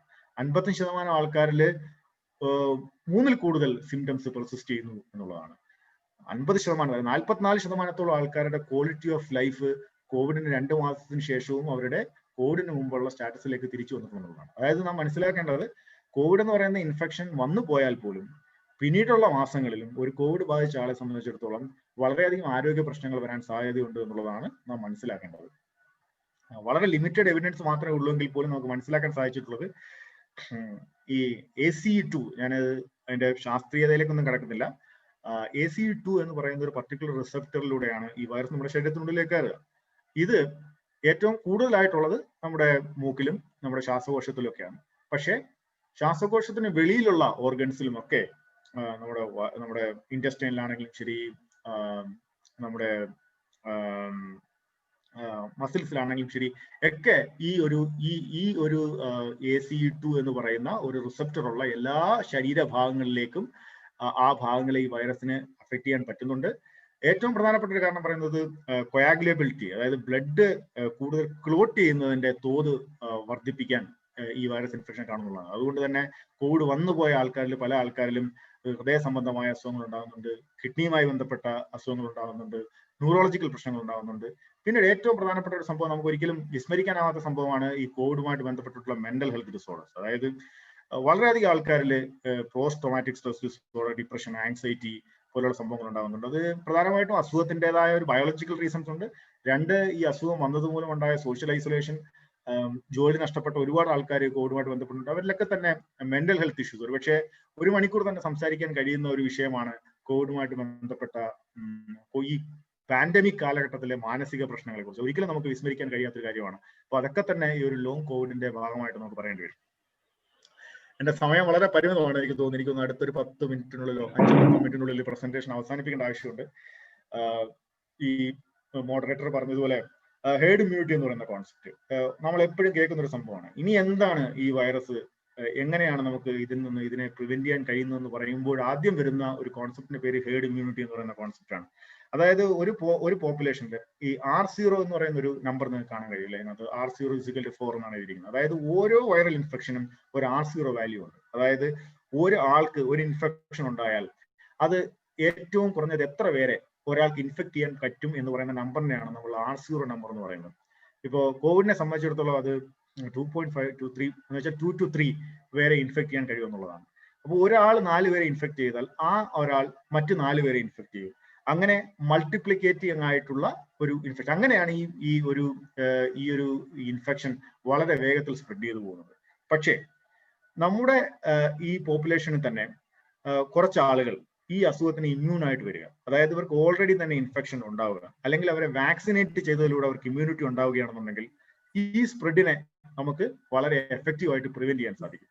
അപ്പോൾ അത്തരത്തിൽ ഒരു പോപ്പുലേഷനിലെ ഒരു സൈസബിൾ നമ്പർ ഓഫ് ആൾക്കാർക്ക് ഈ വൈറസിനോട് ഇമ്മ്യൂണിറ്റി ഉണ്ടാവുകയും അതിന്റെ ഫർദർ സ്പ്രെഡിനെ തടയുകയും ചെയ്യുന്ന ഒരു അവസ്ഥയാണ് നമ്മൾ ഹേർഡ് ഇമ്മ്യൂണിറ്റി എന്ന് പറയുന്നത്. ഹേർഡ് ഇമ്മ്യൂണിറ്റി രണ്ട് രീതിയിൽ സംഭവിക്കാം. ഒന്ന്, നമുക്ക് ഒരു പോപ്പുലേഷനിലെ 60% അല്ലെങ്കിൽ 70% അതിന്റെ കണക്കുണ്ട്. അതിനെ നമ്മൾ ഹേർഡ് ഇമ്മ്യൂണിറ്റി ത്രഷോൾഡ് എന്നാണ് വിളിക്കുക. ഈ ഒരു സ്ലൈഡാണ് ഹേർഡ് ഇമ്മ്യൂണിറ്റി ത്രഷോൾഡിനെ കുറിച്ച് പറയുന്നത്. അതായത് ഇതിൽ R0 നമ്പർ ആണ് എക്സ് ആക്സിസിൽ കൊടുത്തിരിക്കുന്നത്, ഹേർഡ് ഇമ്മ്യൂണിറ്റി ത്രഷോൾഡ് ആണ് Y ആക്സിസിൽ കൊടുത്തിരിക്കുന്നത്. ഇപ്പോൾ ഒരു ഡിസീസിന്റെ R0 നമ്പർ എന്ന് പറയുന്നത് 2.5 ആവുകയാണ്, അല്ലെ 3 ആവുകയാണ്. ഇപ്പോൾ ഫ്ലൂ വൈറസിനെ കുറിച്ച് പറയുകയാണെങ്കിൽ അതിന്റെ R0 3 ആണ് എങ്കിൽ അതിന്റെ ത്രഷോൾഡ് എന്ന് പറയുന്നത് അറൌണ്ട് 75% ആണ്. അതായത് R0 നമ്പർ 3 ആയിട്ടുള്ള ഒരു വൈറസിന് 75% ആൾക്കാർക്ക് ഏതെങ്കിലും രീതിയിൽ ഇമ്മ്യൂണിറ്റി കിട്ടണം. ഇമ്മ്യൂണിറ്റി രണ്ട് രീതി കിട്ടാം. ഒന്നുകിൽ ഇൻഫെക്ഷൻ വഴി കിട്ടാം, നാച്ചുറൽ ഇൻഫെക്ഷൻ വഴി വരികയും മൈൽഡ് ഇൻഫെക്ഷൻ ഉണ്ടാവുകയും മരണം ഉണ്ടാവാതിരിക്കുകയും ചെയ്യുന്ന അവസ്ഥയിൽ. രണ്ട്, വാക്സിനേറ്റ് ചെയ്യുന്നതിലൂടെ. അപ്പോ നമ്മുടെ ഈ വൈറസിന്റെ ഒരു R0 എന്ന് പറയുന്നത് 2 to 3 ആണ്. അപ്പോൾ ഏകദേശം ഒരു പോപ്പുലേഷൻ, കേരളത്തെ സംബന്ധിച്ചിടത്തോളം കേരളത്തിന്റെ ടോട്ടൽ പോപ്പുലേഷന്റെ 75% ആൾക്കാർക്ക് ഏതെങ്കിലും രീതിയിൽ ഈ ഇൻഫെക്ഷൻ കിട്ടുകയോ വാക്സിനേറ്റ് ചെയ്യുകയോ ചെയ്തെങ്കിൽ മാത്രമേ ഹേർഡ് ഇമ്മ്യൂണിറ്റിയിൽ നമുക്ക് അച്ചീവ് ചെയ്യാൻ പറ്റൂ. അപ്പൊ ഇൻഫെക്ഷനിലൂടെ അച്ചീവ് ചെയ്യുക എന്ന് പറയുന്നത് ഇസ് വെരി കറ്റാസ്ട്രോഫിക്. അതായത് ഏറ്റവും കൂടുതൽ ആൾക്കാർ മരിക്കുന്ന ഒരു കാരണം. അതിപ്പം ഈ 70% ആൾക്കാർക്ക് ഇൻഫെക്ഷൻ ബാധിച്ചാൽ 3% ആൾക്കാർ മരിക്കും എന്നുള്ളത് നമുക്ക് എവിഡൻസ് ഉണ്ട്. അപ്പൊ അത്രയും മരണങ്ങൾ ഉണ്ടെങ്കിൽ മരണങ്ങൾ ഉണ്ടായാൽ മാത്രമേ അങ്ങനെ ഒരു ഇമ്മ്യൂണിറ്റി നമുക്ക് അച്ചീവ് ചെയ്യാൻ സാധിക്കൂ. അതുകൊണ്ട് തന്നെ ഈ COVID-19 സംബന്ധിച്ചിടത്തോളം നാച്ചുറൽ ആയിട്ട് കിട്ടുന്ന ഹേർഡ് ഇമ്മ്യൂണിറ്റി ഒരിക്കലും പോസിബിൾ ആയിട്ടുള്ള സാധനമല്ല, അത് എത്തിക്കൽ അല്ല. പക്ഷെ വാക്സിനേഷനിലൂടെ നമുക്ക് അത് അച്ചീവ് ചെയ്യാൻ സാധിക്കും. ഇപ്പോ നാച്ചുറൽ ആയിട്ടുള്ള ഇൻഫെക്ഷൻ നോക്കിയാൽ തന്നെ ഇപ്പൊ സെപ്റ്റംബർ മാസം വരെയുള്ള കണക്ക് നോക്കിയാൽ തന്നെ ഇപ്പൊ ഇറാനിലാണ് ഏറ്റവും അധികം ഒരു 0 പ്രിവലൻസ്. അതായത് 25% പോപ്പുലേഷൻ അവിടെ ഇൻഫെക്ട് ചെയ്തിട്ടുണ്ടെന്നാണ് പറയുന്നത്. പക്ഷെ 25%വും 75% നമുക്കറിയാം കമ്പയർ ചെയ്ത ഒന്നുമല്ല. അപ്പോ ഒരു 75%ലേക്കൊക്കെ നാച്ചുറൽ ഇൻഫെക്ഷൻ എത്താൻ ഒരുപാട് സമയം ആവശ്യമുണ്ട്. ആ ഒരു സാഹചര്യത്തിലാണ് നമ്മൾ ഈ വാക്സിൻ എന്ന് പറയുന്ന കോൺസെപ്റ്റിലേക്ക് എത്തുന്നത്. ഇപ്പൊ നമുക്കറിയാം ഒരുപാട് വാക്സിനുകൾ നമ്മൾ ഉണ്ട്. അപ്പം പലതരത്തിലുള്ള വാക്സിനെ കുറിച്ച് ഞാൻ അതിന് മുമ്പ് ഒന്ന് ഇടപെടുകയാണ്. എനിക്ക് എത്ര നേരം സംസാരിക്കാൻ പറ്റും എന്നുള്ളതിനെ കുറിച്ച് ഒരു ഐഡിയ കിട്ടിക്കഴിഞ്ഞാൽ ഞാൻ വാക്സിൻസിനെ കുറിച്ച് കുറച്ചൊരു 10 മിനിറ്റ് സംസാരിക്കാൻ പറ്റും.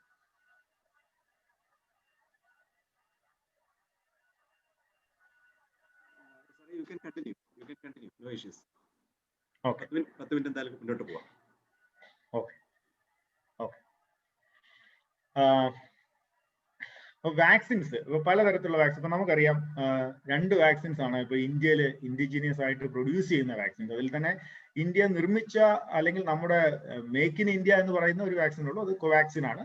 അത് ICMR തന്നെ ഭാഗമായിട്ടുള്ള നാഷണൽ ഇൻസ്റ്റിറ്റ്യൂട്ട് ഓഫ് വൈറോളജി നിർമ്മിച്ച് ഭാരത് ബയോടെക് എന്ന് പറയുന്ന ഹൈദരാബാദിലെ ഇന്ത്യയിലെ ഒരു സ്ഥാപനം നിർമ്മിക്കുന്ന വാക്സിൻ, അതാണ് കോവാക്സിൻ. രണ്ടാമത് ഓക്സ്ഫോർഡ് യൂണിവേഴ്സിറ്റിയും ആസ്ട്രസെനക എന്ന് പറയുന്ന കമ്പനിയുമായിട്ട് ചേർന്ന് നിർമ്മിച്ച ഒരു വാക്സിൻ. ആ വാക്സിന് ഇന്ത്യയിലെ സീറം ഇൻസ്റ്റിറ്റ്യൂട്ട് വ്യാവസായിക അടിസ്ഥാനത്തിൽ നിർമ്മിച്ച് വിതരണം ചെയ്യുന്നത് കോവിഷീൽഡ് എന്ന് പറയുന്ന വാക്സിൻ. അപ്പൊ ഈ 2 വാക്സിനാണ് നമുക്ക് പ്രത്യക്ഷത്തിൽ അറിയാവുന്ന വാക്സിൻ. പക്ഷെ വാക്സിൻസ് വളരെ കാലങ്ങളായിട്ട് നമ്മുടെ മെഡിക്കൽ ഫീൽഡിലുള്ള ഒരു ആയുധമാണ്. പല രോഗങ്ങൾക്ക് ഇപ്പൊ നമുക്കറിയാം ചൈൽഡ്ഹുഡ് വാക്സിനേഷൻ ഒക്കെ നമുക്കിപ്പോ ചെയ്യുന്ന BCG വാക്സിനേഷൻ ആണെങ്കിലും മീസിൽസിന്റെ വാക്സിനേഷൻ ആണെങ്കിലും പലതരം വാക്സിനുകൾ നമുക്ക് കുട്ടികൾക്ക് കൊടുക്കുന്ന ഒരുപാട് വാക്സിൻ, പോളിയോ വാക്സിൻ ആണെങ്കിലും ഇപ്പോൾ വൈറൽ ഇൻഫെക്ഷനുകളെ പൊതുവെ പ്രിവെന്റ് ചെയ്യാൻ ഉപയോഗിക്കുന്ന ഒരു മരുന്നാണ് നമ്മൾ വാക്സിൻ എന്ന് വിളിക്കുന്നത്. കാരണം വൈറസുകളെ സംബന്ധിച്ചിടത്തോളം മരുന്ന് ഉപയോഗിച്ച് വൈറസുകളെ നശിപ്പിക്കാൻ പറ്റില്ല. കാരണം വൈറസിനെതിരെ ഒരു മരുന്ന് ഇന്നേവരെ കണ്ടുപിടിക്കപ്പെട്ടില്ല. നേരിട്ട് വൈറസിനെ നശിപ്പിക്കാൻ പറ്റുന്ന മരുന്നുകളില്ല. പക്ഷെ നമ്മുടെ ശരീരത്തിന്റെ പ്രതിരോധ ശക്തിയെ തന്നെ ഉപയോഗിച്ചുകൊണ്ട് വൈറസുകൾക്കുള്ള ഫ്യൂച്ചർ ഇൻഫെക്ഷൻസിനെ നമുക്ക് പ്രിവെന്റ് ചെയ്യാൻ സാധിക്കും. അതാണ് വാക്സിനുകളുടെ ശാസ്ത്രീയത. അപ്പോൾ പലതരത്തിലുള്ള വാക്സിൻസ് ഉണ്ട്. ഇപ്പൊ നമ്മള് സാധാരണഗതിയിൽ വളരെ കൺവെൻഷണൽ ആയിട്ടുള്ള വാക്സിൻസ് എന്ന് പറയുന്നത് ഒരു അസുഖം ഉണ്ടാക്കുന്ന വൈറസിനെ നമ്മൾ അറ്റനുവേറ്റ് ചെയ്യുക അല്ലെങ്കിൽ ഇനാക്ടിവേറ്റ് ചെയ്യുന്ന ഒരു വൈറസ്, അതിന് റെപ്ലിക്കേറ്റ് ചെയ്യാൻ പറ്റാത്ത രീതിയിൽ നമ്മൾ അതിന്റെ റെപ്ലിക്കേഷൻ പൊട്ടൻഷ്യൽ മാറ്റിയിട്ട് അതിനെ നേരിട്ട് കുത്തിവയ്ക്കുക. അല്ലെങ്കിൽ ആ വൈറസിനെ മൊത്തം കൊന്നതിന് ശേഷം അതിന്റെ സർഫസ്, അതിന്റെ ആ ഒരു മെറ്റീരിയൽ മാത്രം, ആ വൈറൽ മെറ്റീരിയൽ, വൈറസ് എന്ന് പറയുന്നത് nothing but nucleic acid and protein cover, അത്രേ ഉള്ളൂ. ഈ ലോകത്തെ മൊത്തം ബാധിച്ചിരിക്കുന്ന വൈറസ്, അതായത് ഈ 10 കോടി ആൾക്കാരിൽ മൊത്തം ബാധിച്ചിരിക്കുന്ന വൈറസിനെ മൊത്തം പിടിച്ചെടുത്ത് നമ്മൾ പൊടിച്ചിട്ടാൽ ഒരു ചെറിയ എന്താ പറയുക, ഒരു ചെറിയ ഡെപ്പിക്കകത്ത് നമുക്ക് അടച്ചു വെക്കാൻ പറ്റുന്ന രീതിയിലുള്ള വൈറസ് ഈ ലോകം മുഴുവൻ ബാധിച്ചിട്ടുള്ളൂ. അപ്പൊ അത്രയും ചെറുതാണ് വൈറസ് എന്ന് പറയുന്നത്. അപ്പോൾ വാക്സിനുകൾ പലതരത്തിലുണ്ട്. ഒന്ന് ലൈവ് അറ്റന്യൂവേറ്റഡ് വാക്സിൻ, അതായത് ഫുൾ വൈറസിനെ തന്നെ ഇനാക്ടിവേറ്റ് ചെയ്ത് കുത്തിവെക്കുന്ന vaccines. 2 protein subunit vaccines എന്ന് പറയും, അതായത് വൈറസിന്റെ സർഫസിലുള്ള പ്രോട്ടീനെ മാത്രം എടുത്തിട്ട് അതിനെ ഇഞ്ചെക്ട് ചെയ്യുന്ന വാക്സിൻസ്. 3ാമതായിട്ട് വൈറൽ വെക്ടർ വാക്സിൻസ്, അതായത് നിരുപദ്രവകാരിയായ ഒരു വൈറസിന്റെ ശരീരത്തിലേക്ക് ആ രോഗമുണ്ടാക്കുന്ന വൈറസിന്റെ ഒരു ജനറ്റിക് മെറ്റീരിയൽ എടുത്ത് വെച്ചിട്ട് അതിനെ ഇഞ്ചെക്ട് ചെയ്യുന്ന ഒരു വാക്സിൻ, അതിനെ നമ്മൾ വൈറൽ വെക്ടർ വാക്സിൻ എന്നാണ് പറയുന്നത്. നമുക്കറിയാവുന്ന കോവിഷീൽഡ്, ഈ പറയുന്ന ഓക്സ്ഫോർഡ് യൂണിവേഴ്സിറ്റിയും സീറം ഇൻസ്റ്റിറ്റ്യൂട്ടും കൂടെ ചേർന്നുണ്ടാക്കുന്ന കോവിഷീൽഡ് എന്ന് പറയുന്നത് ഒരു വൈറൽ വെക്ടർ വാക്സിൻ ആണ്. അതായത് ചിമ്പാൻസിയിൽ ഇൻഫ്ലുവൻസ ഉണ്ടാക്കുന്ന ഒരു അഡിനോ വൈറസ് എന്ന് പറയുന്ന വൈറസിനെ എടുത്തിട്ട് ആ വൈറസിന്റെ സർഫസിൽ SARS-CoV-2 എന്ന് പറയുന്ന COVID-19 വൈറസിന്റെ സർഫസിലുള്ള ഒരു പ്രോട്ടീനെ ജനറ്റിക് എഞ്ചിനീയറിംഗിലൂടെ അറ്റാച്ച് ചെയ്തിട്ട് അതിന് ഉള്ളിലേക്ക് കടത്തി വിടുന്നതാണ് വൈറൽ വെക്ടർ ബേസ്ഡ് ആയിട്ടുള്ള ഈ കോവിഷീൽഡ് വൈറസ് എന്ന് പറയുന്നത്. പിന്നെ ഈ കോവിഡോട് കൂടി വന്നിട്ടുള്ള വലിയൊരു ശാസ്ത്രത്തിന്റെ കുതിപ്പാണ് ഈ RNA വാക്സിൻസ് അല്ലെങ്കിൽ DNA വാക്സിൻസ് എന്ന് പറയുന്നത്. അമേരിക്കയിൽ വന്ന ഫൈസർ വാക്സിനെ കുറിച്ച് നമുക്കറിയാം. ഫൈസർ വാക്സിൻ എന്ന് പറയുന്നത് ഒരു ഫൈസറിന്റെ അല്ലെങ്കിൽ മോഡേണ കമ്പനി വന്നിട്ടുള്ള അമേരിക്കയിലെ 2 വാക്സിൻസും RNA വാക്സിൻസ് എന്നാണ് പറയുന്നത്. അതായത് അത് വൈറസിനെയോ വൈറസുമായി ബന്ധപ്പെട്ട ഒന്നിനെയോ അല്ല നമ്മുടെ ഉള്ളിലേക്ക് കടത്തി വിടുക, വൈറസിന്റെ സർഫസിലുള്ള എസ് പ്രോട്ടീൻ എന്ന് പറയുന്ന പ്രോട്ടീൻ, ആ പ്രോട്ടീനാണ് നമ്മൾ ഇൻഫെക്ഷൻ ഉണ്ടാക്കാൻ കാരണമാകുന്നത്. ആ പ്രോട്ടീനെ നമ്മുടെ ശരീരം തന്നെ പ്രൊഡ്യൂസ് ചെയ്യത്തക്ക രീതിയിൽ ഒരു ജനറ്റിക് കോഡഡ് മെറ്റീരിയലിനെ നമ്മൾ ബ്ലഡിൽ കുത്തിവെക്കും. അത് കുത്തിവെച്ച് അത് ബ്ലഡിൽ എത്തുമ്പോൾ അത് നമ്മുടെ സെല്ലുകൾക്കുള്ളിലേക്ക് കടക്കുകയും വൈറസിന് സമാനമായിട്ടുള്ള ഒരു പ്രോട്ടീൻ തന്മാത്രയെ ഈ വാക്സിൻ ഉൽപ്പാദിപ്പിക്കുകയും ചെയ്യും. നമ്മൾ ക്യാൻസർ തെറാപ്പിയിലൊക്കെ വേണ്ടി പരീക്ഷിച്ചുകൊണ്ടിരുന്ന ഒരു ടെക്നോളജി ആയിരുന്നു. ആ ടെക്നോളജി വളരെ വേഗത്തിൽ നമ്മൾ ഈ ഒരു കോവിഡിനെതിരെ ഉപയോഗിക്കുകയാണ് ചെയ്തത്. അതാണ് RNA വാക്സിൻ എന്ന് പറയുന്ന വാക്സിൻസ്. അതാണ് അമേരിക്കയിലൊക്കെ ഇപ്പം കണ്ടത്. പക്ഷെ ആ വാക്സിന്റെ പ്രത്യേകത അത് പെട്ടെന്ന് ഡിസിൻറ്റഗ്രേറ്റ് ചെയ്ത് പോകുന്നതുകൊണ്ട് -70°C വാക്സിൻ സൂക്ഷിക്കേണ്ടി വരും. കോൾഡ് ചെയിൻ ഒക്കെ ഇല്ലാത്ത നമ്മളെ പോലെയുള്ള അല്ലെങ്കിൽ ഇതുപോലെയുള്ള 3ാം ലോക രാജ്യങ്ങളിൽ ഈ വാക്സിൻ വ്യാപകമായി ഉപയോഗിക്കുന്നതിന് പ്രശ്നങ്ങൾ നേരിടും എന്നുള്ളത് കൊണ്ട് അത് എത്രമാത്രം നമുക്ക് ഉപയോഗിക്കാൻ പറ്റുമെന്ന് നമുക്കറിയില്ല.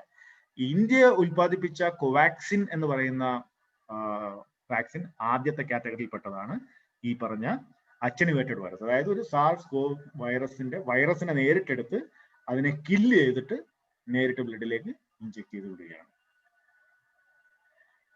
നമ്മൾ ക്ലിനിക്കൽ ട്രയൽസിനെ കുറിച്ച് സാധാരണഗതിയിൽ ഒരു വാക്സിൻ മാർക്കറ്റിലേക്ക് വരണമെങ്കിൽ ഏറ്റവും കുറഞ്ഞത് 10 വർഷമെങ്കിലും എടുക്കും. കാരണം ഏത് മരുന്നാണെങ്കിലും അങ്ങനെയാണ്. ഈവൻ നമ്മൾ ഉപയോഗിക്കുന്ന പാരസെറ്റമോൾ പോലും വർഷങ്ങളുടെ പരീക്ഷണങ്ങളുടെ നിരീക്ഷണത്തിലൂടെയൊക്കെയാണ് നമ്മുടെ മാർക്കറ്റിലേക്ക് എത്തിയിട്ടുള്ളത്. പക്ഷെ അസാധാരണമായ സമയത്ത് അസാധാരണമായ കാര്യങ്ങൾ ചെയ്യണമെന്ന് പറയുന്നത് പോലെ ഈ വാക്സിൻ നമ്മൾ ഈ കോവിഡ് വാക്സിനുകൾ പലതും വന്നിട്ടുള്ളത് വളരെ ഫാസ്റ്റ് ട്രാക്ക് മെക്കാനിസത്തിലൂടെയാണ്. പക്ഷെ ഒരു ക്ലിനിക്കൽ ട്രയലിന്റെ എന്തൊക്കെയാണ് കാര്യങ്ങൾ എന്നുള്ളത് നമ്മളൊന്ന് അറിഞ്ഞിരിക്കേണ്ട ഒരു ആവശ്യമുണ്ട്. phase 1 ക്ലിനിക്കൽ ട്രയൽ സാധാരണഗതിയിൽ 20 മുതൽ 100 വരെയുള്ള ആൾക്കാരിൽ ഹെൽത്തി വോളണ്ടിയേഴ്സിൽ, അസുഖമൊന്നും ഇല്ലാത്ത ഹെൽത്തി വോളണ്ടിയേഴ്സിലാണ് നടത്തുന്നത്. ആദ്യത്തെ ഒരു ഫേസ് എന്ന് പറയുന്നത് ഈ വാക്സിൻ സേഫ് ആണോ, അതിന്റെ സേഫ്റ്റിയാണ് നമ്മൾ നോക്കുക. ഇത് കാരണം എന്തെങ്കിലും സീരിയസ് സൈഡ് എഫക്ട്സ് എന്തെങ്കിലും ഉണ്ടാവുന്നുണ്ടോ, ഇതുകൊണ്ട് എന്തെങ്കിലും ഇമ്മ്യൂൺ റെസ്പോൺസ് ഉണ്ടാവുന്നൊക്കെ നമ്മൾ ബ്ലഡ് എടുത്ത് ചെക്ക് ചെയ്യും. രണ്ടാമത്തെ ഫേസിൽ ഒരു 100 ആൾക്കാരിലൊക്കെ അല്ലെങ്കിൽ 100, 200, 300 ആൾക്കാരിലൊക്കെ നമ്മൾ ഈ സ്റ്റഡി ചെയ്യും. അതിൽ നമ്മൾ മനസ്സിലാക്കുന്നത് ഇതിന്റെ common short time side effect എന്താണ്, ഇഞ്ചെക്ട് ചെയ്ത് ആദ്യത്തെ 1-2 ആഴ്ചക്കുള്ളിൽ എന്താണ് ഏറ്റവും കൂടുതൽ സൈഡ് എഫക്ട്സ് വരുന്നത്, ഇതിന് എന്തെങ്കിലും ഇമ്മ്യൂൺ റെസ്പോൺസ് ഉണ്ടാവുന്നുണ്ടോ, ഇത് പ്രൊട്ടക്റ്റീവ് ആയിട്ടുള്ള എന്തെങ്കിലും മോളിക്യൂൾസ് ബ്ലഡിൽ ഉണ്ടാക്കുന്നതൊക്കെയാണ് നമ്മൾ നോക്കുന്നത്. phase 3 ആണ് ആക്ച്വലി എഫിക്കസി ട്രയൽ നമ്മൾ പറയാം. അവിടെയാണ് സത്യത്തിൽ ഈ വാക്സിൻ കൊണ്ട് എന്തെങ്കിലും പ്രയോജനം ഉണ്ടോ എന്ന് നമ്മൾ മനസ്സിലാക്കുന്നത്. അത് 1000-ലധികം ആൾക്കാരിൽ ഈ വാക്സിൻ നമ്മൾ 2 ഗ്രൂപ്പിലായിട്ട്, ഒരു ഗ്രൂപ്പിൽ നമ്മൾ വാക്സിൻ കുത്തിവെക്കുന്നു, ഒരു ഗ്രൂപ്പിൽ നമ്മൾ വാക്സിന് സമാനമായിട്ടുള്ള എന്നാൽ വാക്സിൻ അല്ലാത്ത എന്തെങ്കിലും ഒരു പ്ലാസിബോ കുത്തിവെക്കുന്നു. അതിനുശേഷം ഈ ഗ്രൂപ്പിൽ ഇൻഫെക്ഷൻ വരുന്നുണ്ടോ അല്ലെങ്കിൽ ഇൻഫെക്ഷന്റെ ട്രാൻസ്മിഷൻ ഉണ്ടാക്കുന്നത് മനസ്സിലാക്കും. ഇനി ഇതിനു ശേഷം ഈ phase 3 ട്രയൽ കഴിഞ്ഞാൽ ഒരു വാക്സിൻ നമുക്ക് അപ്രൂവ് ചെയ്യാം. ആ വാക്സിൻ അപ്രൂവ് ചെയ്ത് കഴിഞ്ഞ് നമ്മൾ ഇത് റോൾ ഔട്ട് ചെയ്തതിനു ശേഷം വർഷങ്ങളോളം ഇത് ഇഞ്ചെക്ട് ചെയ്യുന്ന ആൾക്കാരിൽ എന്തെങ്കിലും ലോങ് ടൈം സൈഡ് എഫക്ട് ഉണ്ടെന്നൊക്കെ നമ്മൾ പഠിക്കും. അപ്പൊ അങ്ങനെ പല പ്രോസസ്സിലൂടെയാണ് ഒരു വാക്സിൻ വരുന്നത്. പക്ഷേ നമ്മുടെ വാക്സിൻസ് ഇപ്പോൾ നമ്മൾ കോവിഷീൽഡിന്റെ കാര്യം പറയുകയാണെന്നുണ്ടെങ്കിൽ ഓക്സ്ഫോർഡ് വാക്സിൻ അതിന്റെ phase 3 ട്രയലിന്റെ റിസൾട്ട് നമുക്കുണ്ട്. പക്ഷേ ഇന്ത്യ കണ്ടെത്തിയ കോവാക്സിൻ എന്ന് പറയുന്ന വൈറസിന്റെ phase 1 റിസൾട്ട് മാത്രമേ പബ്ലിഷ് ചെയ്യപ്പെട്ടിട്ടുള്ളൂ. phase 2 റിസൾട്ട് നമുക്ക് അവൈലബിൾ ആണ്, പക്ഷെ അത് പബ്ലിഷ് ചെയ്യപ്പെട്ടിട്ടില്ല. phase 3 അതായത് അതിന്റെ എഫിക്കസി, ഈ വൈറസ് ഈ വാക്സിൻ ഇഞ്ചെക്ട് ചെയ്തുകൊണ്ട് എന്തെങ്കിലും പ്രയോജനമുണ്ടോ ഇല്ലയോ എന്നുള്ളത് നമുക്ക് ഇതേവരെയും മനസ്സിലായിട്ടില്ല. അതിന്റെ ട്രയൽ ഇപ്പം നടക്കുന്നത് മാത്രമേ ഉള്ളൂ. ഇത് നമ്മൾ മനസ്സിലാക്കേണ്ട ഒരു കാര്യമാണ്. ലോകത്ത് അനവധി വാക്സിനുകൾ ഇപ്പോൾ ഉണ്ടാക്കുന്നുണ്ട്. ഏകദേശം ഒരു 80-90 വാക്സിൻ കാൻഡിഡേറ്റ്സ് ഇപ്പം സ്റ്റഡീസിലുണ്ട്. phase 1 44, phase 2 20, phase 3 19. ലിമിറ്റഡ് യൂസിൽ എമർജൻസിയിൽ അപ്രൂവ് ചെയ്തിരിക്കുന്ന 6 വാക്സിൻസ് മാത്രമേ ഇപ്പോൾ ലോകത്തുള്ളൂ. ഈ വാക്സിൻ കൊടുക്കുന്നത് ആദ്യം എന്തായാലും ഹെൽത്ത് കെയർ വർക്കേഴ്സിലായിരിക്കും, കാരണം അവരാണ് ഈ വാക്സിൻ ഏറ്റവും കൂടുതൽ എക്സ്പോസ്ഡ് ആയിട്ടുള്ളത്. പിന്നീട് കോമോർബിഡിറ്റി ഉള്ള ആൾക്കാരിലും പ്രായമായ ആൾക്കാരിലും ആയിരിക്കും, 60 വയസ്സിന് മുകളിലോട്ടുള്ള ആൾക്കാരിലായിരിക്കും. അതിനുശേഷമേ ഇതിനു മുമ്പ് ഇൻഫെക്ഷൻ വന്നിട്ടുള്ള ആൾക്കാരിൽ അല്ലെങ്കിൽ ഇമ്മ്യൂണിറ്റി കുറഞ്ഞു പോയ ആൾക്കാരിൽ ഉണ്ടാവും. പിന്നീട് ഒരു വർഷത്തിനൊക്കെ ശേഷം മാത്രമേ ഹെൽത്തി ആയിട്ടുള്ള വളരെ യങ് ആയിട്ടുള്ള ആൾക്കാരിലേക്ക് ഈ വാക്സിൻ റോൾ ഔട്ട് ഉണ്ടാവാനുള്ള സാധ്യതയുള്ളൂ. ഇനി എന്താണ് അടുത്ത ഈ ഒരു വാക്സിനൊക്കെ റോൾ ഔട്ടായി ഈ അസുഖം ഇപ്പോഴും പല രാജ്യങ്ങളിലും പീക്കിൽ നിൽക്കുകയാണ്. ഇപ്പൊ കേരളത്തെ സംബന്ധിച്ചാണെങ്കിൽ പോലും ഇന്ത്യയിലെ ഏറ്റവും കൂടുതൽ കേസുകൾ ഇപ്പോൾ റിപ്പോർട്ട് ചെയ്യപ്പെട്ടിരിക്കൊണ്ടിരിക്കുന്നത് കേരളത്തിലാണ്. കേരളത്തെ സംബന്ധിച്ചിടത്തോളം ഡിലേഡ് പീക്ക് എന്ന് വേണമെങ്കിൽ പറയാം. കാരണം ഈ ഒരു COVID-19 സംബന്ധിച്ചിടത്തോളം ഡിഫറെന്റ് മോഡൽസ് ഉണ്ട്. നമ്മളൊരു എപ്പിഡമിയോളജിക്കൽ പെർസ്പെക്റ്റീവ് ചിന്തിക്കുമ്പോൾ ഡിഫറെന്റ് പീക്സ് ആൻഡ് വാല്യൂസ്. നേരത്തെ US കേസ് പറഞ്ഞതുപോലെ കേസുകൾ കൂടുകയും കുറയുകയും ചെയ്യുന്ന ഒരു സാഹചര്യം ഉണ്ടാവാം. ഫോൾ പീക്ക് എന്ന് പറഞ്ഞാൽ, അതായത് പെട്ടെന്നൊരു പീക്ക് ഉണ്ടാകുന്നു, അതിനുശേഷം കേസുകൾ കുറഞ്ഞു വരുന്ന ഒരു സാഹചര്യം ഉണ്ടാവാം. വളരെ ചെറിയ സ്പൈക്കുകൾ ഉണ്ടാകുന്ന ഒരു സമയം ഉണ്ടാവും. അപ്പോൾ കേരളത്തെ സംബന്ധിച്ചിടത്തോളം എനിക്ക് തോന്നുന്നത് ഒരു തേർഡ് ഫേസിലാണ്, 3ാമത്തെ ഗ്രൂപ്പിലാണ് നമ്മൾ നിൽക്കുന്നത്. ചെറിയ സ്പൈക്കുകൾ ഉണ്ടാവുകയും മോർട്ടാലിറ്റി കുറഞ്ഞു നിൽക്കുകയും ചെയ്യുന്ന ഒരു സാഹചര്യം ഉണ്ടാകും. അപ്പൊ അത് എത്ര നാൾ മുന്നോട്ട് പോകുമെന്ന് പറഞ്ഞു കഴിഞ്ഞാൽ ഒരുപക്ഷെ നമുക്ക് വാക്സിൻ ഇന്റർവ്യൂ ചെയ്യാൻ പറ്റുകയും കൂടുതൽ ആൾക്കാരിലേക്ക് ഇമ്മ്യൂണിറ്റി ഉണ്ടാകുകയും ചെയ്യുന്നതിലൂടെ തന്നെ നമുക്ക് പിടിച്ചെത്താൻ സാധിക്കും. പക്ഷെ നമ്മൾ മനസ്സിലാക്കേണ്ടത് ഈ പറയുന്ന ലോക്ക്ഡൌൺ റെസ്ട്രിക്ഷൻസ് ഒക്കെ കഴിഞ്ഞെങ്കിൽ പോലും നേരത്തെ പറഞ്ഞ ബേസിക് ആയിട്ടുള്ള കാര്യങ്ങൾ, അതായത് ഫേസ് മാസ്ക്, സോഷ്യൽ ഡിസ്റ്റൻസിങ് ഒക്കെ ഇതിന്റെ അവസാനത്തെ കേസും നമ്മുടെ കമ്മ്യൂണിറ്റിയിൽ നിന്ന് പോകുന്നിടം വരെ നമ്മൾ പാലിക്കേണ്ടതിന്റെ ആവശ്യകതയാണ് ഈ കേരളത്തിൽ ഇപ്പോൾ ഉണ്ടായിരിക്കുന്ന സ്പൈക്ക് നമുക്ക് മനസ്സിലാക്കാൻ സാധിക്കുന്നത്. അപ്പം പല പ്രൊജക്ഷൻ സ്റ്റഡീസും പറയുന്നത് മറ്റു പല ഇൻഫ്ലുവൻസ വൈറസിനെയും പോലെ ഈ SARS-CoV-2 നമ്മുടെ ഇടയിൽ തന്നെ ഉണ്ടാവും. അതായത് ഹ്യൂമൻ ജീനോം തന്നെ നമ്മൾ പരിശോധിക്കുകയാണെന്നുണ്ടെങ്കിൽ കോടാനുകോടി വർഷങ്ങളുള്ള മനുഷ്യ ശരീരത്തിൽ ഏകദേശം 9% ഓഫ് ജനറ്റിക് മെറ്റീരിയൽ, നമ്മുടെ ശരീരത്തിലുള്ള ജനറ്റിക് മെറ്റീരിയൽ തന്നെ 9% സംഭാവന ചെയ്തിരിക്കുന്നത് ഇത്തരത്തിലുള്ള വൈറസുകളാണ്. ആ വൈറസ് നമ്മുടെ ശരീരത്തിന്റെ ഭാഗമായി മാറിയിട്ടുള്ളൂ. അതുകൊണ്ട് തന്നെ SARS-CoV-2 വൈറസും നമ്മുടെ ശരീരത്തിന്റെ ഒരു ഭാഗമായി മാറും. നമ്മുടെ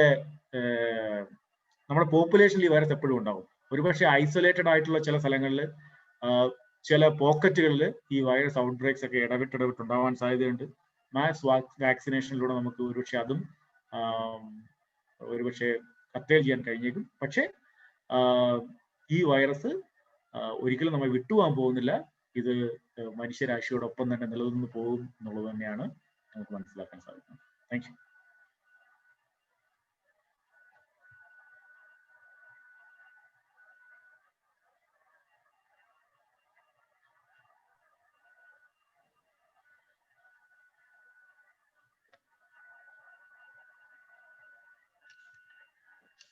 അനിൽ സാറേ, വി കാൻ ഹിയർ യു. കേൾക്കുന്നില്ല സാർ, ഒന്ന് അൺമ്യൂട്ട് ചെയ്യണം.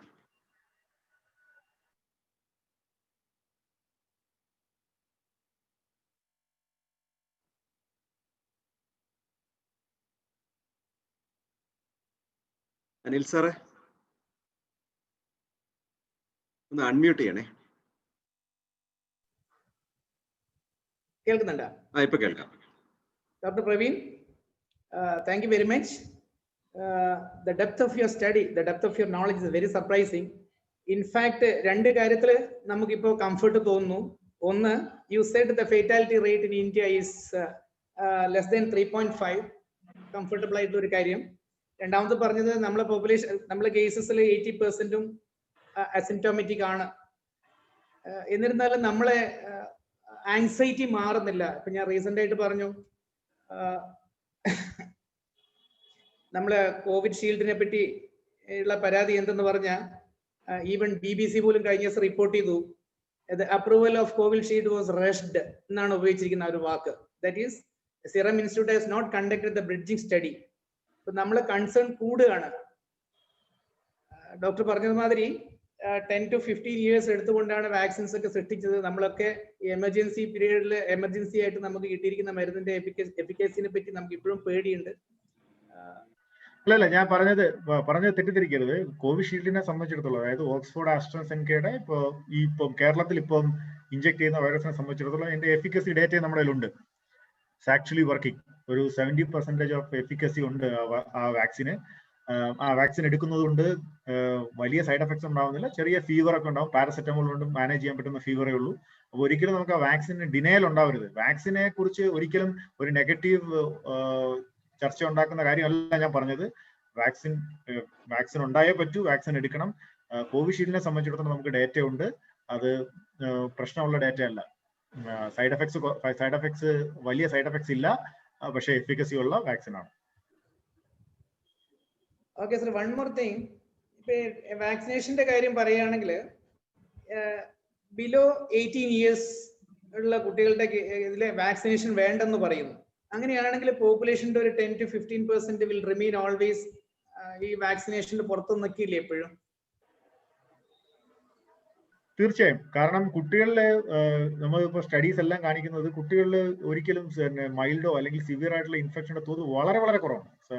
വളരെ ഇപ്പൊ നമുക്കിപ്പം പത്രങ്ങളിലൊക്കെ 1-2 കുട്ടികളുടെ കാര്യങ്ങൾ റിപ്പോർട്ട് ചെയ്യുന്ന നോക്കിക്കഴിഞ്ഞാൽ അത് കാര്യമല്ല. നമ്മൾ കുട്ടികളുടെ മൊത്തം പോപ്പുലേഷൻ നോക്കുമ്പോഴേ വളരെ കുറച്ച് ആൾക്കാരിൽ മാത്രമേ 18 വയസ്സിൽ താഴെയുള്ള ആൾക്കാരിൽ ഇൻഫെക്ഷൻ ഉണ്ടായിട്ടുള്ളൂ. അപ്പൊ നമ്മൾ ഈ പറയുന്ന 70% എന്ന് പറയുന്നത് അഡൽട്ട് പോപ്പുലേഷന്റെ 70% ആണ്. അഡൽട്ട് പെർസെന്റേജിന്റെ 65 to 70% നമുക്ക് വാക്സിനേറ്റ് ചെയ്യാൻ പറ്റുകയാണെന്നുണ്ടെങ്കിൽ നമുക്ക് ഇമ്മ്യൂണിറ്റി അച്ചീവ് ചെയ്യാൻ പറ്റും എന്നുള്ളതാണ് പറയുന്നത്. അതിനകത്ത് കുട്ടികളെയും ഈ 18 വയസ്സിൽ താഴെയുള്ള ആൾക്കാരെ മീൻസ് മാറ്റിക്കൊണ്ട് തന്നെയാണ് നമ്മൾ പറയുന്നത്, എക്സ്ക്ലൂഡ് ചെയ്തുകൊണ്ടാണ് പറയുന്നത്.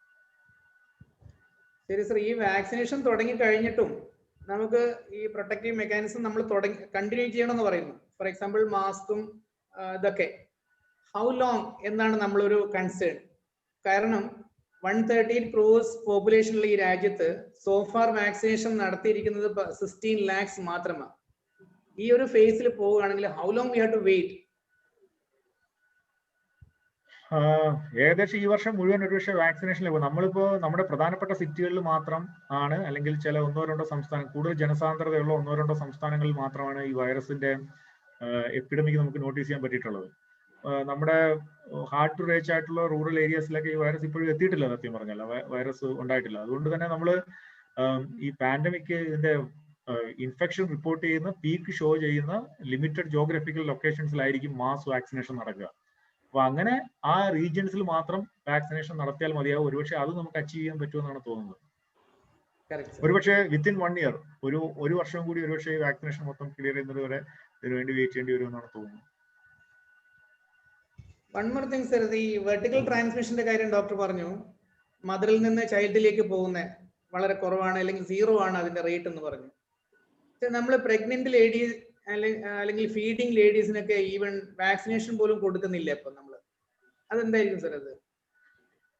മീൻസ് ഇമ്മ്യൂൺ റെസ്പോൺസ്, അതായത് നമ്മൾ പ്രഗ്നൻസി എന്ന് പറയുന്നത് ഡിഫറെന്റ് ഫിസിയോളജിക്കൽ സ്റ്റേറ്റ്. ആ സമയത്ത് നമ്മുടെ ഇമ്മ്യൂൺ റെസ്പോൺസ് വളരെ കുറവായിരിക്കും.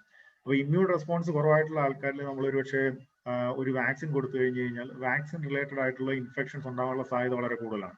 അത് ഈവൻ ലാക്ടേറ്റിംഗ് മദേഴ്സിലും അങ്ങനെ തന്നെയാണ്. അതുകൊണ്ടാണ് നമ്മൾ ഈ പ്രഗ്നൻസിയിലും ലാക്ടേറ്റിംഗ് മദേഴ്സിലും വാക്സിൻ കൊടുക്കരുത് എന്ന് പറയുന്നത്. കാരണം ചില വാക്സിൻ റിലേറ്റഡ് ഇൻഫെക്ഷൻ ഉണ്ടാവാൻ സാധ്യതയുണ്ട്.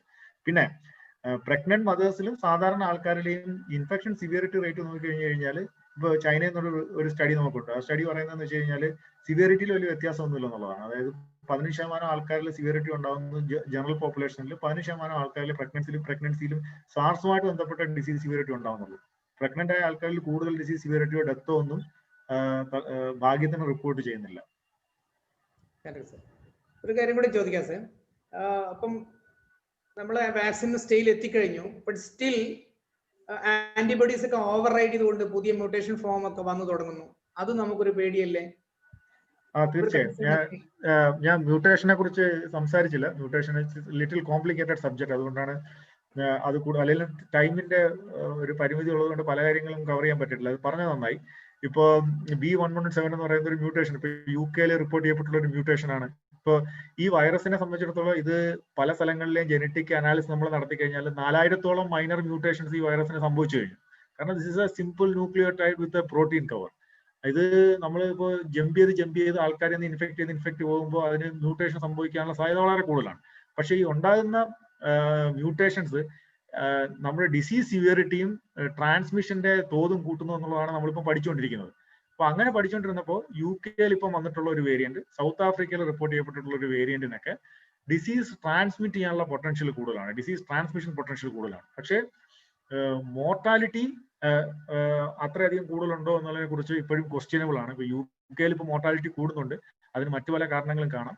പക്ഷേ ഇതേവരെ റിപ്പോർട്ട് ചെയ്യപ്പെട്ടിട്ടുള്ള ഒരു വേരിയന്റിനും അങ്ങനെ കാണുന്നില്ല. രണ്ടാമത് ഈ എല്ലാ വാക്സിനിലും ടാർഗറ്റ് ചെയ്യുന്നത് ഇതിന്റെ സർഫസിലുള്ള എസ് പ്രോട്ടീനാണ്. അപ്പൊ എസ് പ്രോട്ടീനിൽ വലിയ കാര്യമായ മ്യൂട്ടേഷൻ സംഭവിച്ചിട്ടില്ല എന്നുള്ളതാണ് ഒരു ആശാവഹമായിട്ട് സംഭവം. അതുകൊണ്ട് തന്നെ ഇപ്പൊ നിലവിലിരിക്കുന്ന പല വാക്സിൻസിനും ഇതിനെതിരെ പ്രവർത്തിക്കാൻ കഴിയുമെന്നുള്ളത് തന്നെയാണ് മനസ്സിലാക്കിയിട്ടുള്ളത്.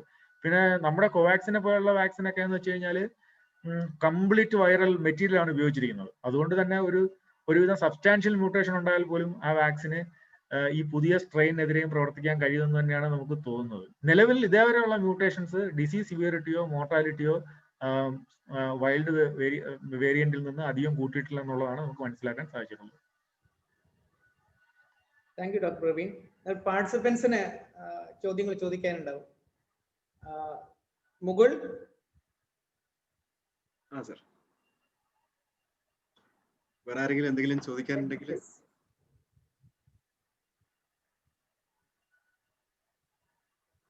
ഒരു കാര്യം എനിക്ക് ചോദിക്കാനുള്ളത് എന്താണെന്ന് വെച്ചാല്, ഈ പ്രതിരോധം എന്നുള്ള ഒരു കൺസെപ്റ്റിനെ പറ്റിയിട്ടാണ്. അപ്പൊ അതിനെ ഇപ്പം പലരും ഇപ്പം മാർക്കറ്റൈസ് ചെയ്യുന്നുണ്ട്. എന്ന് വെച്ചാൽ ഇപ്പോ നിറയെ ആയുർവേദിക് പ്രോഡക്ട്സ് ഇറങ്ങി കഴിഞ്ഞു. നമ്മളിപ്പോ ഒരു സാനിറ്റൈസർ എടുത്താൽ തന്നെ അതിൽ ആയുർവേദിക് കണ്ടന്റ് ഉള്ളതും അതിലിപ്പോ സ്മെല്ല് വരുന്നത് നിങ്ങൾക്ക് പ്രതിരോധം കൂട്ടാൻ പറ്റുന്ന രീതിയിലുള്ള ഇന്ന ഭക്ഷണങ്ങൾ കഴിച്ചാൽ നിങ്ങൾക്ക് പ്രതിരോധം കൂട്ടാം, ഇന്ന ഭക്ഷണങ്ങൾ കഴിച്ചു കഴിഞ്ഞാൽ that will prevent from COVID to enter to our body എന്നുള്ള രീതിയിലുള്ള കോൺസെപ്റ്റ്സ് നമ്മളെ മൈൻഡിലേക്ക് ഇങ്ങനെ ഫീഡ് ചെയ്യപ്പെട്ടുകൊണ്ടിരിക്കുകയാണ്. ഡോക്ടർ തുടക്കത്തിൽ പറഞ്ഞൊരു കാര്യം, it's kind of A suicide. നമ്മുടെ ഉള്ളിലേക്ക് ആ ഒരു വൈറസ് ഉള്ളിലേക്ക് വരുമ്പോൾ നമ്മള് ബോഡി കാണിക്കുന്ന പ്രതിരോധമാണ് നമ്മളെ കൊല്ലുന്നത്, അല്ലേ? അപ്പൊ നമ്മൾ ഈ പ്രതിരോധം കൂട്ടുക എന്നുള്ളത് കൊണ്ട് are we trying to kill us more, means ആ ഒരു ഇത് കൂട്ടുകയാണ് നമ്മൾ ചെയ്യുന്നത് എന്നുള്ളതാണ് ഒരു കോൺട്രഡിക്ടറി. അതൊരു ഇതുപോലെ ഒരു എന്താ പറയാ, നമ്മള് എല്ലാത്തിനും ഒരു എഫക്റ്റിന് ഒരു ആഫ്റ്റർ എഫക്റ്റ് ഉണ്ടാവും എന്ന് പറയുന്നില്ലേ? പ്രതിരോധ ശക്തി കൂട്ടുക എന്ന് പറയുന്നത് നമ്മൾ അതിശക്തമായി പ്രതിരോധിക്കുക എന്നുള്ളതല്ല, എത്രമാത്രം മെച്യൂറായി പ്രതികരിക്കുക എന്നുള്ളതാണ്. ഇപ്പൊ നമുക്ക് നമ്മുടെ ഒരു അണുവായുധം ഉണ്ടെങ്കിൽ ആ ആണുവായുധം നമുക്ക് പൊട്ടിച്ചു കളഞ്ഞാല് നമ്മുടെ ശത്രുവും നശിക്കും, നമ്മളും നശിക്കാൻ സാധ്യതയുണ്ട്. അതാണ് സത്യത്തിലൊരു ആറ്റം ബോംബ് കയ്യിലുള്ള ഒരു രാജ്യം ആറ്റം ബോംബ് ഉപയോഗിക്കാതിരിക്കുക, എങ്ങനെ ആറ്റം ബോംബ് ഉപയോഗിക്കാതെ ഏറ്റവും കുറഞ്ഞിട്ടുള്ള, അല്ലെങ്കിൽ ആദ്യം ഡിപ്ലോമാറ്റിക് ടോക്സ്, അത് കഴിഞ്ഞതിന് ശേഷം ചെറിയ ആയുധങ്ങളൊക്കെ ഉപയോഗിച്ച് എത്രമാത്രം ഒരു യുദ്ധം ജയിക്കുന്നു എന്നുള്ളതാണ് അതിന്റെ ഏറ്റവും നല്ലൊരു അനാലജി എന്ന് എനിക്ക് തോന്നുന്നു. അപ്പോ കയ്യിലുള്ള വലിയ ആയുധത്തെ ഉപയോഗിക്കാതെ ചെറിയ ആയുധം കൊണ്ട് എങ്ങനെ വിജയിക്കാൻ പറ്റും എന്നുള്ളതാണ് ഇമ്മ്യൂണിറ്റിയെ സംബന്ധിച്ചിടത്തോളം അതിന്റെ ഒരു അനാലജി പറയാൻ സാധിക്കുന്നത്. പിന്നെ ഇമ്മ്യൂണിറ്റി ബൂസ്റ്റേഴ്സ് എന്നൊക്കെ പറയുന്നതിനൊരു ശാസ്ത്രീയ അടിത്തറൊന്നുമില്ല. സത്യം പറഞ്ഞാൽ ഇപ്പം ഞാൻ ആയുർവേദത്തിന് എതിരായിട്ടുള്ള ആളല്ല.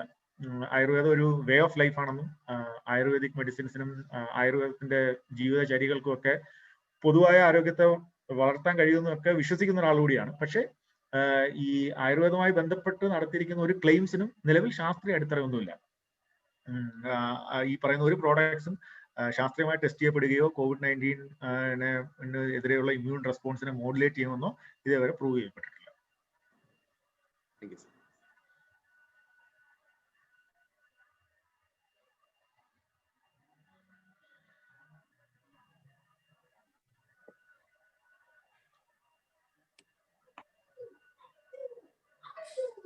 മോഡറേറ്ററെ ഞാനൊന്ന് ചോദിക്കട്ടെ?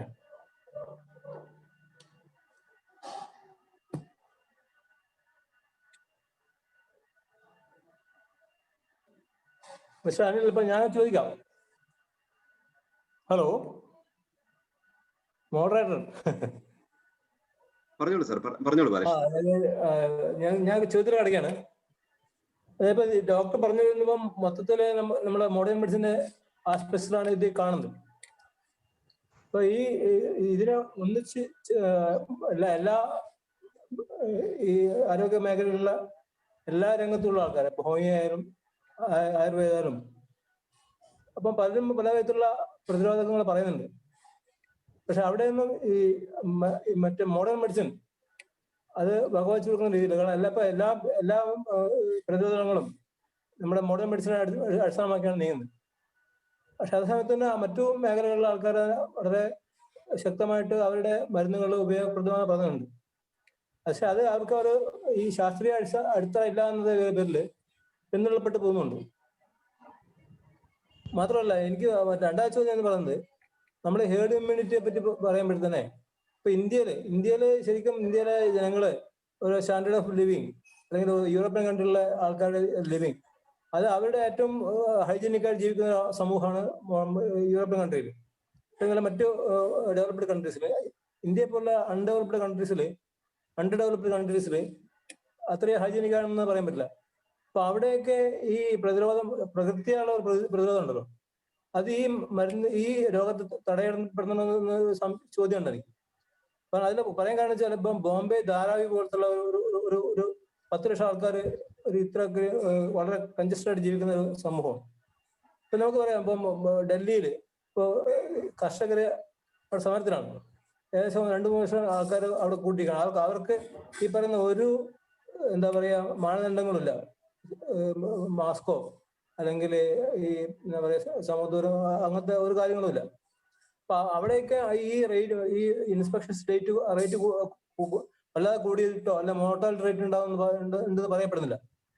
അപ്പൊ അതെന്തുകൊണ്ടാണെന്ന് ഡോക്ടർ ഇന്ന് വിശദീകരിച്ചോളാം.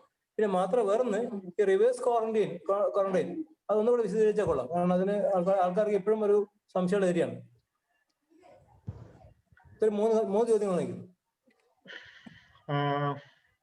ഞാൻ അവസാനത്തെ ചോദ്യം വരാം. റിവേഴ്സ് ക്വാറന്റൈൻ നേരത്തെ പറഞ്ഞ പോലെ പ്രായമായ ആൾക്കാരെ ഇൻഫെക്ഷൻ ഉണ്ടാകുന്ന സംഭവത്തിൽ നിന്ന് കഴിവതും മാറ്റി നിർത്തുക, അതായത് എക്സ്പോഷർ കുറച്ചു നിർത്തുക എന്നുള്ളത്. അതായത് പ്രായമായ ആൾക്കാർ കൂടുതലും പുറത്തേക്ക് പോവുക, ഗ്യാതറിംഗിൽ എത്താതിരിക്കുക, അവർ മാസ്ക് ധരിക്കുക, എന്നുവെച്ചാൽ പൊതു പ്രവർത്തനങ്ങളിൽ നിന്നും പ്രായമായവർ മാറി നിൽക്കുക, അല്ലെങ്കിൽ അവരെ ഐസൊലേറ്റ് ചെയ്യുക എന്ന് പറയുന്ന ഒരു രീതി. അതാണ് റിവേഴ്സ് ക്വാറന്റൈൻ ഉദ്ദേശിക്കുന്നത്. കാരണം ഈ പ്രായമായ ആൾക്കാരിൽ ഇൻഫെക്ഷൻ അല്ല, സിംറ്റമാറ്റിക് ആയിട്ടുള്ളതും സിവിയർ ആയിട്ടുള്ള ഇൻഫെക്ഷൻ വരാൻ സാധ്യത ഉള്ളതുകൊണ്ട് കഴിവതും അവരുടെ എക്സ്പോഷർ കുറയ്ക്കുക എന്നുള്ളത് കൊണ്ട് അവരെ മാറ്റി നിർത്തുന്ന ഒരു സ്ട്രാറ്റജിയാണ് നമ്മൾ റിവേഴ്സ് ക്വാറന്റൈൻ എന്നുകൊണ്ട് ഉദ്ദേശിക്കുന്നത്.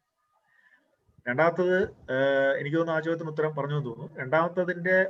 രണ്ടാമത്തത് പറഞ്ഞത് ഈ ഹൈജീൻ ഹൈപ്പോത്തസിസ് ആണ്. ഹൈജീൻ ഹൈപ്പോത്തസിസ് സാർ പറഞ്ഞതുപോലെ വളരെ പ്രിവലന്റ് ആയിട്ടുള്ള ഒരു ഹൈപ്പോത്തസിസ് ആണ്. പറയുന്നത് ഇപ്പോ ഇന്ത്യ പോലുള്ള അല്ലെങ്കിൽ ഡെവലപ്പിംഗ് ആയിട്ടുള്ള രാജ്യങ്ങളിൽ ആൾക്കാർ നമ്മളൊരു പൂൾ ഓഫ് ഇൻഫെക്ഷൻ, ഒരുപാട് മൈക്രോ ഓർഗാനിസത്തിന്റെ ഇൻഫെക്റ്റീവ് ആക്ഷൻ ഉണ്ടാക്കുന്ന രീതിയിലുള്ള മൈക്രോ ഓർഗാനിസത്തിന്റെ ഒരു ലോകത്താണ് ജീവിക്കുന്നത്. അപ്പൊ അതുകൊണ്ട് തന്നെ പല വൈറൽ ഇൻഫെക്ഷൻസിനും അനുസരിച്ച് നമ്മുടെ ബോഡി റെഗുലേറ്റഡ് ആണ്. നമുക്ക് പഴയ ഇൻഫെക്ഷൻസ് ഉണ്ടായിട്ടുണ്ട്. അപ്പൊ അതുകൊണ്ട് തന്നെ ഈ പുതിയൊരു വൈറസ് വരുമ്പോഴും മറ്റൊരു വൈറസുമായിട്ട് സാമ്യമുള്ള വൈറസ് ആയതുകൊണ്ട് തന്നെ നമ്മുടെ ശരീരത്തിലെ immune cells, memory T cells എന്ന് പറയും, നമ്മുടെ ശരീരത്തിലുള്ള ഇമ്മ്യൂൺ സെൽസ് അതിനനുസരിച്ച് വളരെ മെച്യൂർഡ് ആയിട്ടുള്ള ഒരു ഇമ്മ്യൂൺ റിയാക്ഷൻ മാത്രമേ ഉണ്ടാക്കുകയുള്ളൂ. ആ വൈറസിനെ എൻഗൾഫ് ചെയ്ത് നശിപ്പിച്ച് കളയുക, അതിനെതിരെ വളരെ കുറച്ചായിട്ടുള്ള സൈറ്റോകിൻസ് ഉത്പാദിപ്പിക്കുക, അങ്ങനെ രോഗം വളരെ സിവിയറായി വന്നു പോവുക എന്ന് പറയുന്ന ഒരു സാഹചര്യമുണ്ട്. അത് ഒരുപക്ഷെ ശരിയായിരിക്കാം.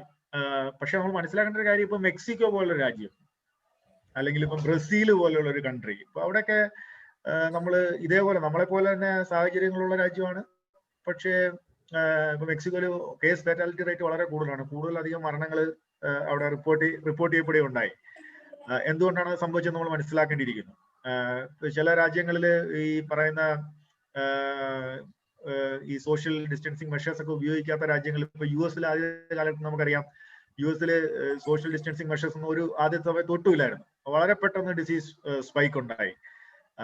അപ്പോ ഇപ്പൊ BCG വാക്സിനെ കുറിച്ച് ഒരു സ്റ്റഡീസ് വന്നിട്ടുണ്ട്. അതായത് ഇപ്പം BCG വാക്സിന് ആവശ്യമായിട്ടുള്ള രാജ്യങ്ങൾ, നമ്മളിപ്പം നമ്മുടെ രാജ്യത്തിലെ ഇമ്മ്യൂണൈസേഷൻ പ്രോഗ്രാമിന്റെ ഇന്റഗ്രൽ പാർട്ടാണ് BCG വാക്സിൻ. BCG കുത്തിവെച്ചിട്ടുള്ള ആൾക്കാരിൽ ഈ ഡിസീസ് സിവിയറിറ്റി വരുന്നില്ല എന്നുള്ളൊരു ഒബ്സർവേഷൻ വന്നിട്ടുണ്ട്. പക്ഷെ ഇതൊന്നും ഒബ്സർവേഷൻസ് ആണ്. These are all observation studies. അപ്പൊ ഇതിനെ നമ്മൾ വളരെ പ്രോസ്പെക്റ്റീവ് ആയിട്ട് നോക്കിയെങ്കിൽ മാത്രമേ, ഇനിയും പഠനങ്ങൾ ഒരുപാട് വരാനുണ്ട്.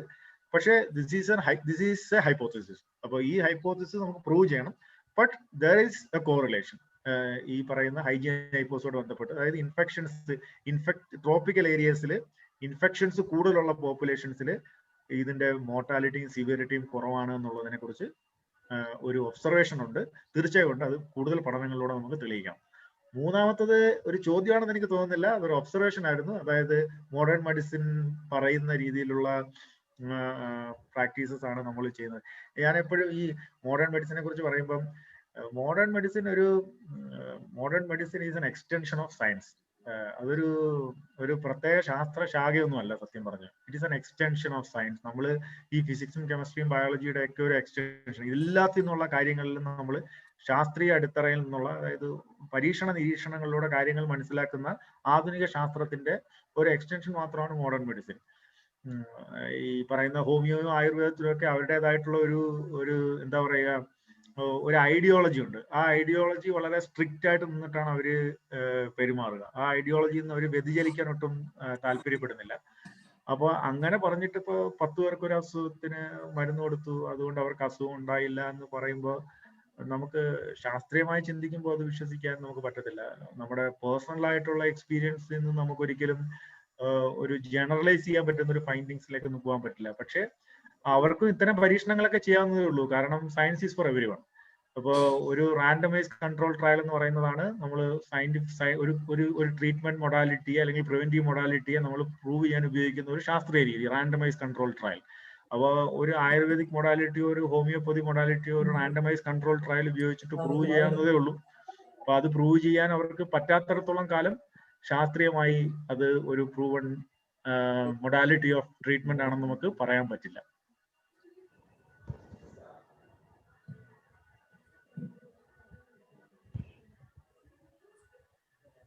Other participants, please.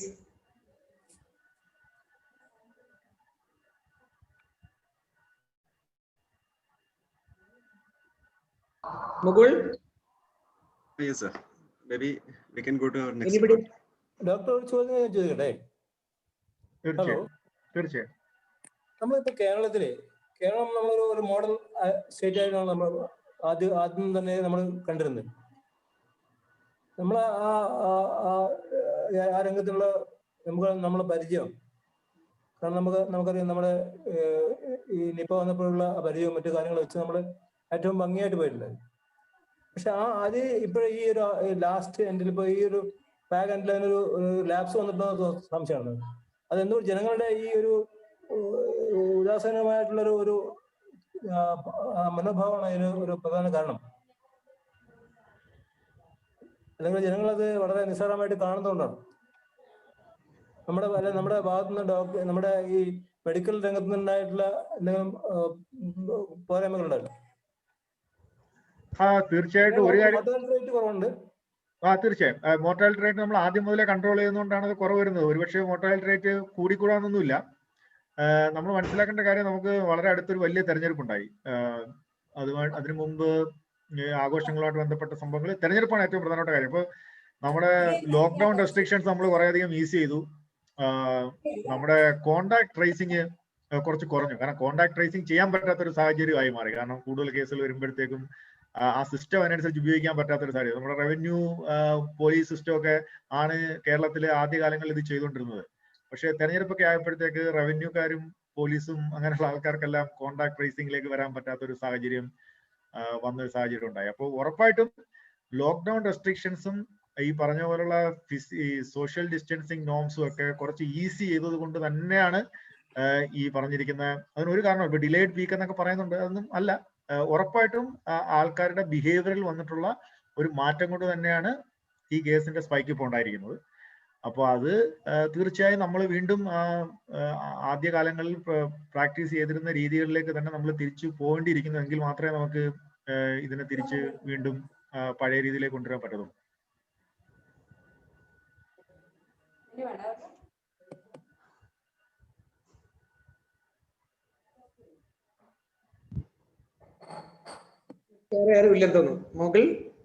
സർ, നമുക്ക് അടുത്ത ഇതിലേക്ക് പ്രൊസീഡ് ചെയ്യാം. സമയം over to president Rajith PPR. ഒന്ന് അൺമ്യൂട്ട് ചെയ്യണേ.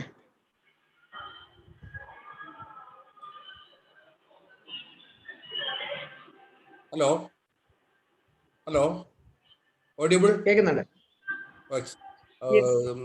നമ്മുടെ ചടങ്ങിന്റെ ഒരു ഭാഗം എന്നുള്ള നിലക്ക് നമ്മുടെ മുഖ്യ രക്ഷാധികാരി മിസ്റ്റർ ബാലകൃഷ്ണൻ ഒരു ഫെലിസിറ്റേഷൻ ചെയ്യണം, പ്ലീസ്.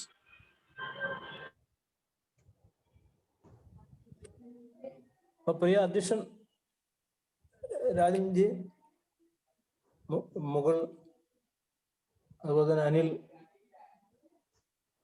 സുഹൃത്തുക്കളെ, നമ്മുടെ ഡോക്ടർ പ്രവീൺ പ്രദീപ് ഏകദേശം 1 മണിക്കൂറോളം ആയി നമ്മുടെ ഈ കാര്യങ്ങൾ, നമ്മുടെ COVID-19 പാസ്റ്റ്, പ്രസന്റ്, ഫ്യൂച്ചർ വളരെ സിസ്റ്റമാറ്റിക് ആയിട്ട് അദ്ദേഹം ചാർട്ടുകൾ വെച്ചുകൊണ്ടാണ് നമ്മൾ സംസാരിച്ചത്. വളരെ ഇൻഫോർമേറ്റീവ് ആയിട്ടുള്ള ഒരു ക്ലാസ്സാണ് നമുക്ക് കിട്ടിയിട്ടുള്ളത്.